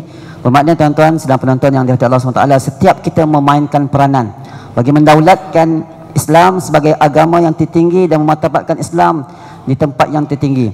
Jadi di kalangan masyarakat, maknanya kalau kita faham rahmah itu bukanlah bermaksud kita kena jadi orang yang lembik. Orang nak buat apa pada umat Islam, orang nak kata apa, nak hina ke agama kita ni, sabar sampai tak ada rasa marah ataupun tidak ada usaha-usaha untuk mencegah perkara-perkara demikian. Dan jangan lupa tuan-tuan pesanan yang bagi Dr. Aznan tadi, iaitu kita mesti memilih dan menghantar pemimpin-pemimpin yang ada aspirasi, ada keinginan untuk mendaulatkan Islam, bukan hanya sekadar memperjuangkan hak rakyat sama rata, tetapi kita nak ada pemimpin yang ada izzah, kemuliaan, yang ingin memperjuangkan Islam dan meletakkan agama Islam di tempat yang tertinggi dalam agama kita. InsyaAllah sebentar tadi Prof. Dr. Aznan juga ada menyentuh tentang ancaman-ancaman yang terdapat di dalam negara kita. Rata-rata saya melihat umat Islam hari ini berada di zon selesa, sedangkan kita hari ini sedikit demi sedikit diratah, dicubit, dan sebenarnya kita berada di dalam ancaman. Jadi saya ingin sampaikan persoalan kepada ahli panel kita, iaitu Datuk Prof. Haji Muhammad Nasir. Adakah hari ini terdapat ancaman-ancaman ke atas Islam dan umat Islam di negara kita? Sebab hari ini saya tengok orang Islam relax je, seperti tidak ada apa-apa yang melanda dan mengancam mereka. Mungkin Datuk boleh jelaskan sedikit, terutamanya mengenai hak asasi manusia yang liberalisme, pluralisme, kristianisasi, kelompok-kelompok evangelis dan sebagainya, mungkin dapat dikongsikan kepada sidang penonton insya-Allah. Silakan Datuk. Bismillahirrahmanirrahim. Saya ambil jalan singkat lah, senang bagi tuan-tuan nak rujuk. Tuan-tuan kalau nak faham apakah ancaman yang utama, tuan-tuan boleh merujuk kepada risalah ini bermula daripada muka surat 11. Saya menggariskan 13 unsur liberalisme, penghakis akidah, syariah dan kedaulatan Islam. Ini ancaman-ancaman yang secara khusus. Secara umumnya, kita sendiri pun menjadi ancaman kepada kedudukan agama kita juga, apabila kita sendiri tidak membebaskan diri kita daripada salah tanggapan kepada kedudukan dan kedaulatan agama Islam. Biasa orang sebut, apabila kita jahil ni, kita ni jahil ni adalah diri kita sendiri, dan diri kejahilan itu, salah tanggapan itu menjadi musuh kepada diri kita sendiri dan menjadi ancaman kepada diri kita sendiri. Dr. Aznan sebutkan, apabila kita gagal memahami kedudukan dan kedaulatan agama Islam, kita akan menjadi orang yang complacent. Kita tak ambil kisah. Tak kisah pun orang kata orang Islam ada hak untuk murtad. Kita tak kisah pun. Sebab apa? Sebab mungkin orang yang kata itu merupakan ahli politik pujaan kita. Ada orang pernah menyatakan bahawa siapa-siapa yang menganggap bahawa Malaysia adalah negara Islam over my dead body. Langkah mayat aku dulu. Biasa kan? Biasa dengar dah. Tapi kita rasa tak rasa apa pun. Sebab apa? Kita seronok dan kita kagum dengan keberanian dia. Walaupun dia ahli politik yang bukan Islam, tapi kita kagum dengan keberanian dia kerana dia dipuja di peringkat dunia menjadi peguam hak asasi. Peguam hak asasi manusia. Maka kita rasa tak ada apa-apa, kita tak tercabar. Sedangkan ungkapan langkah mayat aku dulu, langkah mayat kami dulu, maknanya dia ajak mari. Kalau orang kata mari gocoh dengan aku, mari gocoh dengan aku ni, siapa-siapa yang kata negara ni negara Islam, ajak kita berlawan. Dan kalaulah sebenarnya, kalau pihak polis memahami apa yang dicabar oleh dia tu dah menjadi satu hasutan. Tapi tak berani juga, tak berani nak ambil tindakan terhadap dia. Orang Islam pun tak ada siapa yang berani sahut. Kita pernah buat, NGO Islam pernah buat satu pertemuan pada tahun 2012. Kita bagi amaran kepada dia. Kita jawab, kita bagi amaran kepada dia. Kita bagi dia 2 minggu untuk dia membuktikan di dalam perlembagaan kita ni, di mana perkataan sekular yang dia duk puja-puji sekular sangat tu, tunjukkan kepada kita. 2 minggu kita bagi dia, di mana perkataan sekular dalam perlembagaan. Sampai mati dia tak boleh tunjuk. Malangnya pada hujung tahun lepas ada pula seorang Islam, dalam suatu artikel, tuan-tuan boleh klik dalam internet, Malaysia the constitution is nothing if not secular, says UMNO man. UMNO man ni dia seorang bekas timbalan menteri pelajaran pula tu. Dia sendiri dia sebut, dia kata perlembagaan kita is nothing kalau tak nak sekular. Maknanya ni sekular ni hebat sangat. Kalaulah perlembagaan kita ni tidak ada unsur sekular, maka perlembagaan kita ni tak ada apa. Gitu maksud dia.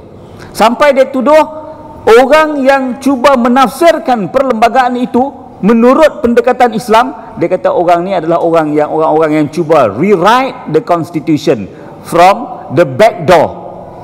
Cuba menulis semula perlembagaan melalui langkah pintu belakang.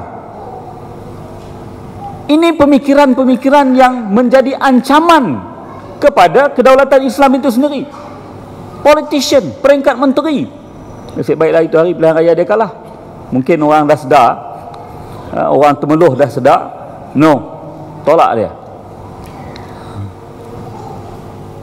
Boleh tengok dalam internet sendiri. Saya dalam buku ni saya tak tulis, dalam buku satu lagi saya terang-terang saya komen apa benda, saya jawab apa benda yang dia kata. Sebab dia menganggap apa yang kita buat ini sebagai satu langkah backdoor. Siapa berani kata sumpah yang di Pertuan Agong atas nama Allah, wallahi wa billahi wa tallahi, untuk memelihara agama Islam itu langkah backdoor? Berani kata begitu? Dan apa yang diucapkan itu sebenarnya bersifat hasutan. Kecenderungan menghasut orang untuk menghina kedudukan Islam, seolah-olah Islam is nothing. Sedangkan yang di Pertuan Agong bersumpah atas nama Allah untuk memelihara Islam. Tak boleh kita menghina agama Islam, sebab yang di Pertuan Agong bersumpah memelihara agama Islam. Tapi yalah, macam disebutkan tadi, penerangan kena meluas. Jadi mungkin sebab itulah maka Raja-Raja Melayu memberikan perkenan penubuhan IKSIM ni, Institut Kajian Strategik Islam ini, demi memelihara kedaulatan agama Islam. Jadi insya-Allah kami di IKSIM, kami go round tiap-tiap hari, tiap-tiap minggu. Kita kadang-kadang balik rumah hujung minggu. Ada kadang-kadang tu macam hari ni, hari cuti pun kena juga. Tapi tak apalah, itu sekadar usaha yang kita boleh lakukan. Tapi insya-Allah dengan kerjasama sama-sama kita melakukan usaha ini, insya-Allah ancaman-ancaman ini dapat kita hadapi dengan lebih strategik. Tuan-tuan boleh lihat saya menggariskan 10 perkara asas, 10 perkara salah tanggapan yang sering berlaku di kalangan orang Islam berkenaan dengan kedudukan agama Islam ini. Tuan-tuan boleh lihat di muka surat 6 tu. Yang pertama saya sebutkan Islam sekadar agama rasmi. Saya dah sebutkan tadi, saya dah huraikan. Yang keduanya Malaysia negara sekular, pun kita dah sebut tidak ada perkataan sekular di dalam perlembagaan. Tuan-tuan, saya nak cerita sikit macam mana boleh gugurnya perkataan sekular di dalam perlembagaan negara kita. Pada tahun 1955, apabila Raja-Raja Melayu dan Queen Elizabeth memberikan mandat kepada sebuah suruhanjaya yang diketuai oleh Lord Reid untuk mengemukakan cadangan-cadangan bentuk perlembagaan yang untuk menubuhkan negara kita. Sebab negara kita ni adalah negeri-negeri Melayu, Kesultanan Melayu, nak menubuhkan negara dia menjadi sebuah negara federation, negara federalism. Jadi Raja-Raja Melayu assign tugas kepada sebuah suruhanjaya untuk melaporkan apa bentuk negara yang bakal dilahirkan ini. Dia mendengar, dia menerima semua memorandum, tuntutan-tuntutan daripada pelbagai pihak untuk membentuk perlembagaan ini. Dan salah satu daripada memorandum itu adalah daripada Parti Perikatan. Parti Perikatan diketuai oleh Tunku, UMNO, MCA dan MIC, mengemukakan suatu memorandum. Dalam memorandum itu, hal berkenaan dengan agama persekutuan ini menjadi topik perkara yang dituntut. Memorandum yang dituntut oleh Parti Perikatan. Dia menuntut apa? Dia menuntut Islam dijadikan agama persekutuan, tetapi agama-agama lain boleh diamalkan dengan bebas dan harmoni di mana-mana bahagian persekutuan. Dan yang ketiga, tetapi itu tidak menafikan ciri-ciri sekular negara ini. Ini tiga perkara yang dituntut oleh Perikatan. Islam agama negara, agama-agama lain bebas diamalkan, tidak menafikan ciri-ciri sekular negara ini. Tuan-tuan tahu apa yang terjadi? Daripada 7 orang anggota Suruhanjaya Reid itu, hanya seorang sahaja yang memberikan perhatian kepada apa yang dituntut oleh Parti Perikatan itu. 6 orang yang lain bukan Islam. Reid Kristian, Jennings Kristian. Ada seorang nama PL Malik, nama Malik tapi Hindu, daripada India. Dia nama dia Malik, M-A-L-I-K, Malik, bukan Malik. Dia tambah, kalau tambah A ujung jadi Malika. Film Bollywood, Malika. Jadi Malik ini pun dia tak peduli sebab dia Hindu. Yang hanya memberikan perhatian kepada memorandum ini adalah Hakim Abdul Hamid daripada Pakistan. Alhamdulillah ada seorang Pakistan, Hakim Abdul Hamid, dia memberi hujah. Dia kata apa salahnya bagi sebuah negara ini meletakkan Islam sebagai agama negaranya, kerana terdapat banyak negara-negara lain di dunia ketika itu yang meletakkan Kristian sebagai agama dia. Di Eropah banyak meletakkan Kristian Katolik, Kristian Protestan, Church of England sebagai agama bagi British. Jadi apa salahnya bagi negara Persekutuan Tanah Melayu ni meletakkan Islam sebagai agama negara dia? After all, dia kata negeri-negeri Melayu, Kedah, Perlis, semua dalam perlembagaan negeri-negeri Melayu meletakkan Islam sebagai agama. Johor terang-terang meletakkan Islam sebagai agama negeri dia. Jadi itu hujah yang dikemukakan oleh Hakim Abdul Hamid dari Pakistan bagi mempertahankan memorandum daripada Perikatan. Maka dalam laporan Hakim Abdul Hamid, dia mencadangkan hanya 2 perkara. Perikatan mencadangkan 3. Yang terakhir sekali, tidak menafikan ciri-ciri sekular negara ini. Tapi Hakim Abdul Hamid mencadangkan kepada Raja-Raja Melayu hanya 2. Islam sebagai agama negara, tetapi tidak menafikan agama-agama lain bebas untuk dianuti. 2 perkara saja. Ciri-ciri yang berkatakan tidak menafikan ciri-ciri sekular ini tidak dicadangkan oleh Hakim Abdul Hamid untuk dimasukkan dalam perlembagaan. Dan siapa yang memutuskan? Siapa yang menerima? Raja-Raja Melayu. Raja-Raja Melayu yang bersetuju menerima cadangan dan pandangan daripada Hakim Abdul Hamid ini untuk memasukkan hanya 2 perkara berkenaan dengan agama. Islam agama persekutuan, agama-agama lain bebas diamalkan. Yang had sebut tidak menafikan ciri-ciri sekular negara ini, gone, tak diterima. Apabila itu di drop, maka hilanglah istilah ataupun ungkapan sekular dalam perlembagaan kita. Tak ada. Tapi yang menjadi pelik dan tak berapa cerdiknya, pakar-pakar academician kita, pakar-pakar undang-undang kita, bila dia nak menentukan tentang kedudukan agama negara ini, dia pergi buka cerita dulu, kata Perikatan pernah memberi cadangan bahawa meletakkan ciri-ciri sekular itu. Itu cadangan, itu tuntutan dalam memorandum. Apabila diputuskan, dimuktamadkan dalam perlembagaan, perkataan sekular itu dah tak ada. Pasal apa yang dipergi sebut perkataan sekular lagi? Ini yang kita katakan bahawa cerdik tak boleh pakai, bodoh tak boleh tumpang. Kan terbalik ya. Boleh bodoh tak boleh nak ajak, cerdik tak boleh nak tumpang. Maaflah saya sebut sini ya.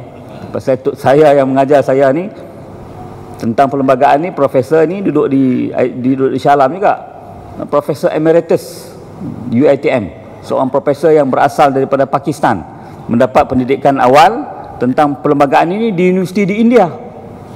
Dia pakai dia punya kepala dia tentang macam India punya perlembagaan tu digunakan untuk mengajar kita. Saya second batch di UIA. Profesor Ahmad Ibrahim, kebetulan tahun tu dia tak mengajar perlembagaan, dia bagi kepada profesor ini yang asal daripada Pakistan ini, tetapi belajar di India. Profesor ini dia tak pernah mengajar kita pun berkenaan dengan hal kedudukan Islam ni, dia tak pernah ajar.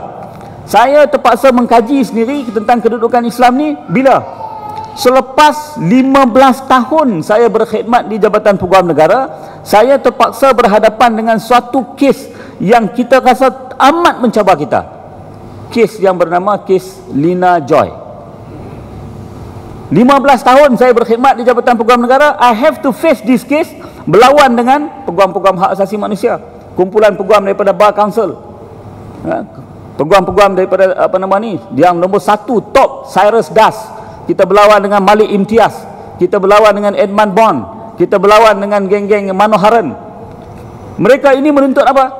Bagi pihak Azlina Jalani, nama saya ada Azlina Jalani, orang Jawa daripada Banting, ditukar nama kepada Lina Joy. Lina Joy ini menuntut apa? Menuntut hak kebebasan bagi orang Islam untuk menukar agama. Itu yang dituntut daripada Mahkamah Tinggi sampai ke Mahkamah Persekutuan. Dia challenge kita, dia menuntut supaya orang Islam diberikan hak kebebasan untuk menukar agama. Tuan-tuan nak ada hak kebebasan tu? Nak ke? Kita bebas menukar agama. Ini cabaran, dan cabaran yang mereka lakukan ini bukan setakat di ceramah, bukan setakat kegiatan politik. Dia orang telah pergi ke mahkamah-mahkamah. Mereka pergi daripada Mahkamah Tinggi sampai ke Mahkamah Persekutuan. Di Selangor ni ada satu ajaran sesat. Ajaran sesat ni nama dia mengaku dia Rasul Melayu, Abdul Kahar bin Ahmad. Abdul Kahar bin Ahmad, Rasul Melayu, dia kata. Di Terengganu ada satu orang, dia mengaku dia Tuhan langit, kerajaan langit. Dia mengaku dia Tuhan. Ayah Pin. Dalam satu kes ni, kedua-dua kes ni nak mencabar kita punya sistem fatwa dalam negara kita ni.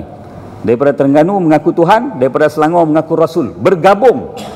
Bergabung dua-dua ini mencabar sistem fatwa negara kita ni. Dia kata apa? Sistem fatwa ini menyekat hak kebebasan berfikir. Kita ni manusia, menganut agama pun, kita bebas menentukan agama kita ni macam mana kita nak mengamalkan atau meyakini agama kita. Tidak ada hak mana-mana pihak, termasuk fatwa ni tak boleh menentukan bagaimana akidah kita. Ini hujah mereka, hujah kumpulan hak asasi manusia ni. Dia orang challenge di Mahkamah Persekutuan. Alhamdulillah, saya kata alhamdulillah, saya terima tanggungjawab itu dengan sepenuh hati. Kita ambil dan kita lawan. Kita lawan di mahkamah. Alhamdulillah di mahkamah, di Mahkamah Persekutuan kita mendapat hakim-hakim yang mungkin dia dah tengok teruk sangat kot perangai orang-orang peguam-peguam hak asasi manusia ni. Hakim Tun Abdul Hamid Muhammad, dia menjadi pengurusi kepada panel di Mahkamah Persekutuan. Awal-awal lagi mereka kumpulan hak asasi manusia ini menggunakan khidmat kepakaran seorang profesor daripada UIA juga, tapi profesor ni asalnya daripada Afghanistan, bernama Hashim Kamali. Profesor Hashim Kamali ini beri pandangan. Dia mengatakan bahawa dalam perlembagaan negara kita, kita boleh buat undang-undang dalam perkara-perkara berkaitan dengan apa? Bagi Islam, semayang, puasa, zakat, haji. Hak lain-lain tu di luar daripada istilah precept of Islam. Maka dia kata tak boleh buat undang-undang. So undang-undang yang menyekat menyekat kegiatan-kegiatan keagamaan ni, walaupun yang sesat ni, dia kata undang-undang ni salah. Sampai sekarang ni tuan-tuan, masih ada lagi orang yang nak mencabar.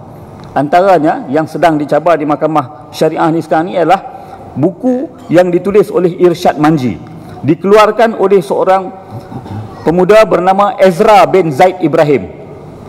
Dalam buku Irsyad Manji ni 1001 kesesatan.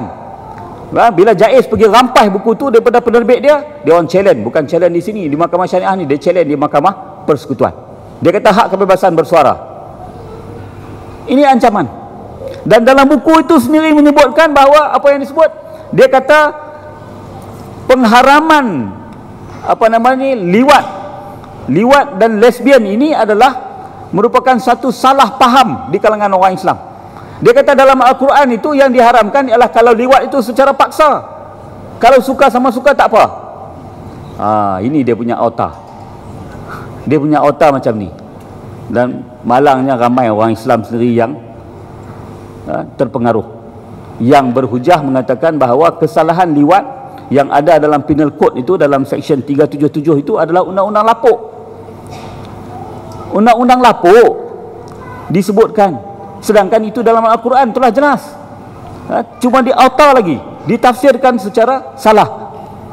Nama Allah sendiri, nama Allah dia kata asal daripada apa? Nama Allah ni dia kata itu berdasarkan kepada strategik yang digunakan oleh strategi Muhammad, mengambil sempena nama sebuah berhala yang dikatakan berhala bulan sabit, berhala yang tergantung di Kaabah tu, nama berhala tu dia kata Allah. Jadi Nabi Muhammad ni seorang yang strategis, dia ambil nama Allah tu dia guna pakai bagi memudahkan dia mendakwah kepada orang Quraisy.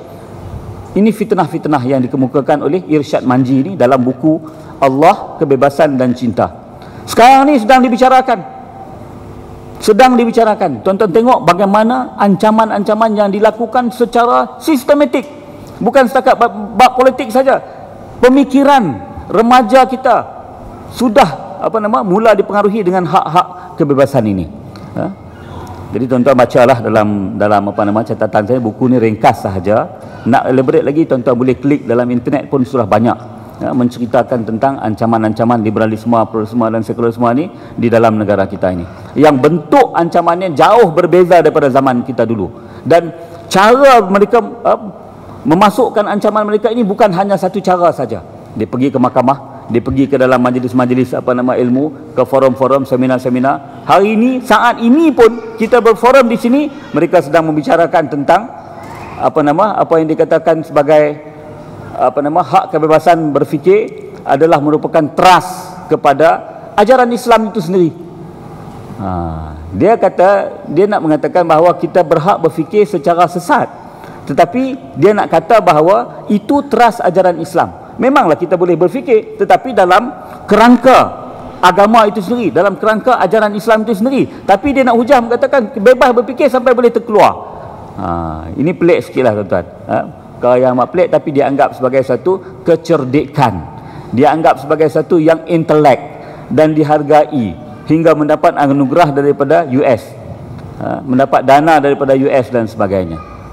Wallahu a'lam bishawab. Terima kasih bagi Datuk di atas perkongsian mengenai ancaman-ancaman yang sedikit demi sedikit mengikis jati diri seorang Islam dan juga mengikis kedudukan agama Islam di dalam negara kita. Sebenarnya tuan-tuan, banyak lagi ancaman-ancaman yang melanda umat Islam khususnya di negara kita.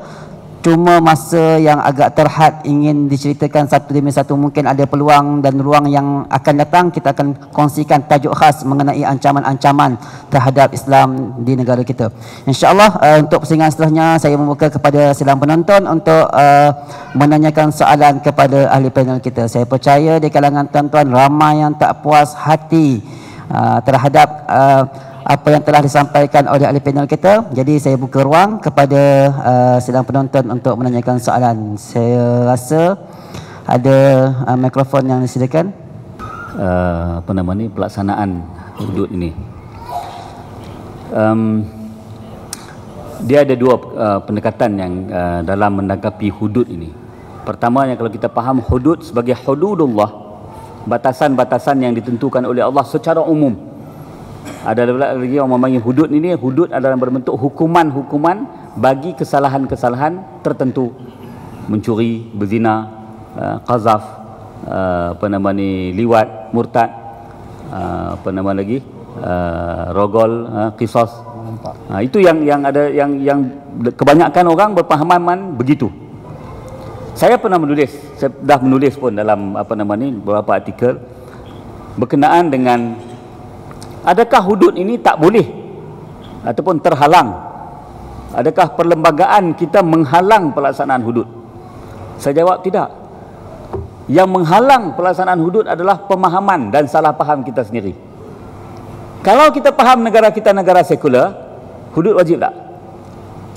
Hudud wajib tak bagi negara sekular? Tak wajib kan?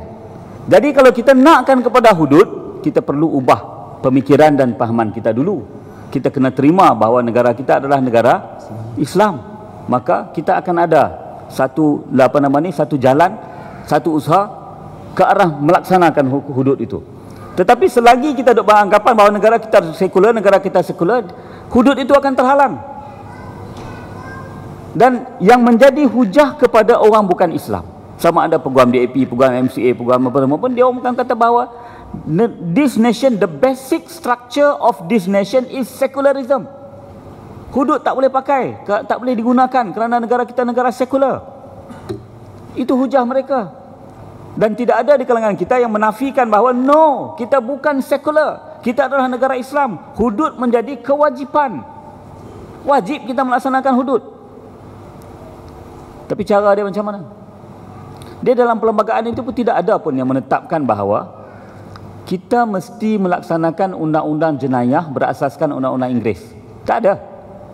Tak ada dalam perlembagaan yang menetapkan begitu. Undang-undang tentang jenayah ini ditetapkan di dalam Penal Code. Penal Code, kanun kesesaan kita adalah berasaskan kepada Indian Penal Code daripada India. Ia digubal dan diluluskan oleh Parlimen. So kalau nak melaksanakan hudud secara keseluruhannya, kita kena pindah Penal Code. Nak pindah Penal Code ini, dia tak memerlukan 2/3 sebab dia akta. Dia akta biasa, undang-undang biasa. Dia bukan perlembagaan. So nak melaksanakan hudud, pindah Penal Code. Pindah Penal Code, gantikan. Contohnya kesalahan mencuri, potong tangan. Sebab kesalahan mencuri, Seksyen 379 itu duduk dalam Penal Code.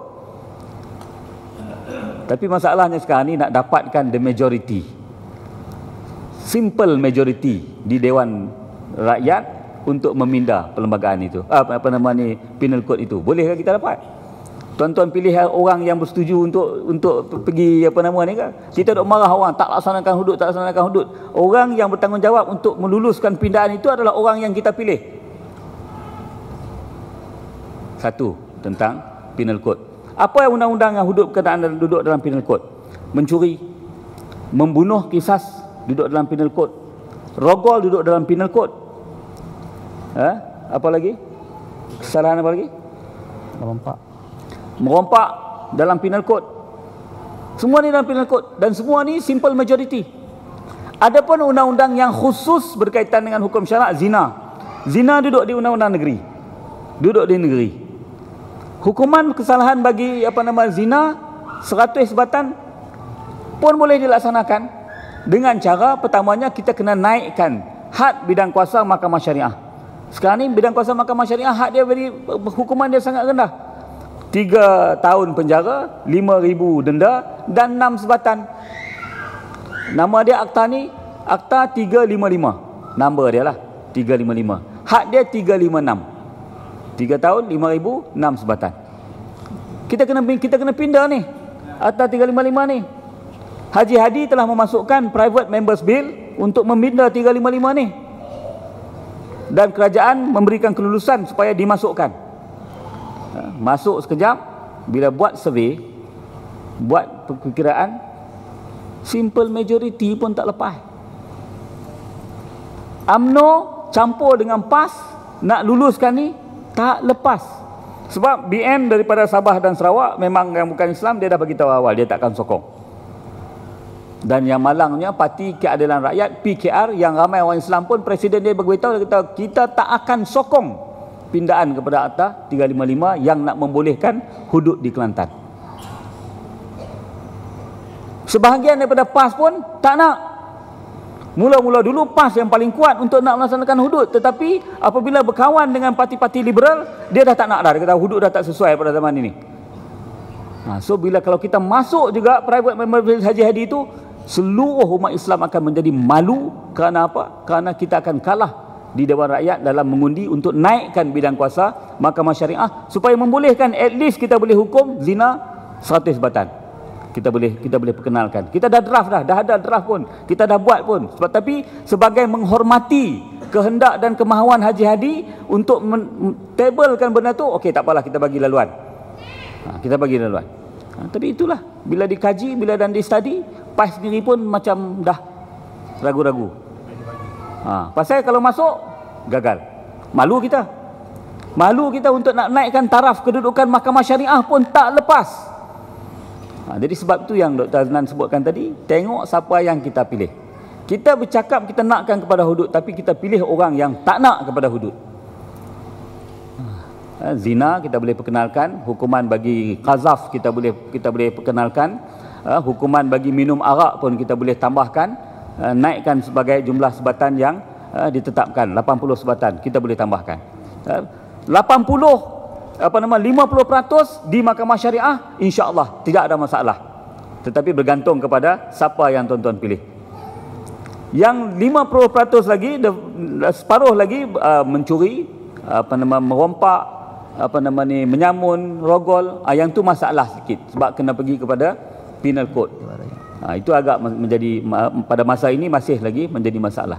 Tetapi kita kena faham bahawa the road map ke arah itu boleh ada, tetapi dengan kita menjelas ataupun menerima kedudukan dan kedaulatan agama Islam ini. Minta maaf cerita panjang sikit tentang hudud, tapi itulah hakikat dia. InsyaAllah. Cuma yang diperkenalkan di Kelantan tu pada saya 50% sah, boleh dilaksanakan. Cuma 50% lagi tak boleh. Sebab apa? Mencuri itu ada dalam penal code. Dia tak boleh diperkenalkan di mahkamah syariah. Sebab dia sudah ada di dalam undang-undang pelembagaan, menyebutkan bahawa undang-undang yang ada dalam penal code tak boleh diperkenalkan di mahkamah syariah. Membunuh tak boleh. Merompak pun tak boleh, rogol pun tak boleh. Itu duduk dalam penal code. Tapi 50% boleh jalankan. Zina, qazaf, liwat, minum arak ni boleh dilaksanakan di mahkamah syariah. Wallahu a'lam. Terima kasih Datuk atas ulasan sebentar tadi. Jadi itulah tuan-tuan, perlunya kita menghantar pemimpin ataupun wakil kita di parlimen seorang yang betul-betul ada jiwa ingin mengangkat Islam sebagai agama yang tertinggi dan martabatkannya. Sebab tu suatu ketika dahulu ISMA pernah mengkongsikan seruan mereka, iaitu undilah calon Muslim berwibawa. Jadi amat tepatlah seruan ISMA pada pilihan raya yang lalu. Maknanya setiap pengundi perlu memilih pemimpin-pemimpin yang ingin kita hantar ke parlimen, mereka-mereka yang betul-betul ingin mengangkat Islam sebagai agama persekutuan. Jadi saya buka soalan terakhir kepada sidang penonton kerana memandangkan masa agak mencemburui. Saya ucapkan tahniah dan terima kasih sangat-sangat kepada tuan kerana dapat bersabar sehingga saat dan ketika ini. Jika ada soalan terakhir saya buka. Kerana sudah tidak sabar untuk menunaikan salat Isyak, insya-Allah saya rasa cukuplah perkongsian kita pada malam ni. Saya ucapkan terima kasih sekali lagi kepada kedua-dua ahli panel kita yang sudi berkongsi masa, hadir daripada jauh untuk semata-mata menyampaikan seruan mereka kepada kita, mengkongsikan kefahaman kepada kita. Mudah-mudahan pada malam ini, tajuk ni sebenarnya berat tuan-tuan, tajuk daulatkan Islam agama negara, satu tajuk yang berat. Jadi pihak masjid mengambil masa yang cukup lama untuk memilih tarikh yang sesuai. Jadi alhamdulillah hari ini bersempena dengan Hari Malaysia, kita datangkan tajuk tentang negara kita, iaitu mengenai agama yang kita perlu daulat, yang kita perlu angkat dan martabatkan sebagai agama negara kita. Jadi terima kasih sekali lagi kepada kedua-dua ahli panel, Datuk Haji Nasir dan juga Prof. Dr. Aznan kerana sudi bersama-sama pada malam ini. Terima kasih juga kepada semua sidang penonton, sidang jemaah yang dirahmati Allah SWT yang sudi bertahan dan bersabar sehingga saat dan ketika ini. Saya mewakili pihak Masjid Al-Ikhlas Seksyen 13 memohon jutaan kemaafan di atas segala kelemahan dan kekurangan, dan saya akhiri dengan lafaz qul qawli hadza wa astaghfirullahal azim li wa lakum. Assalamualaikum warahmatullahi taala wabarakatuh.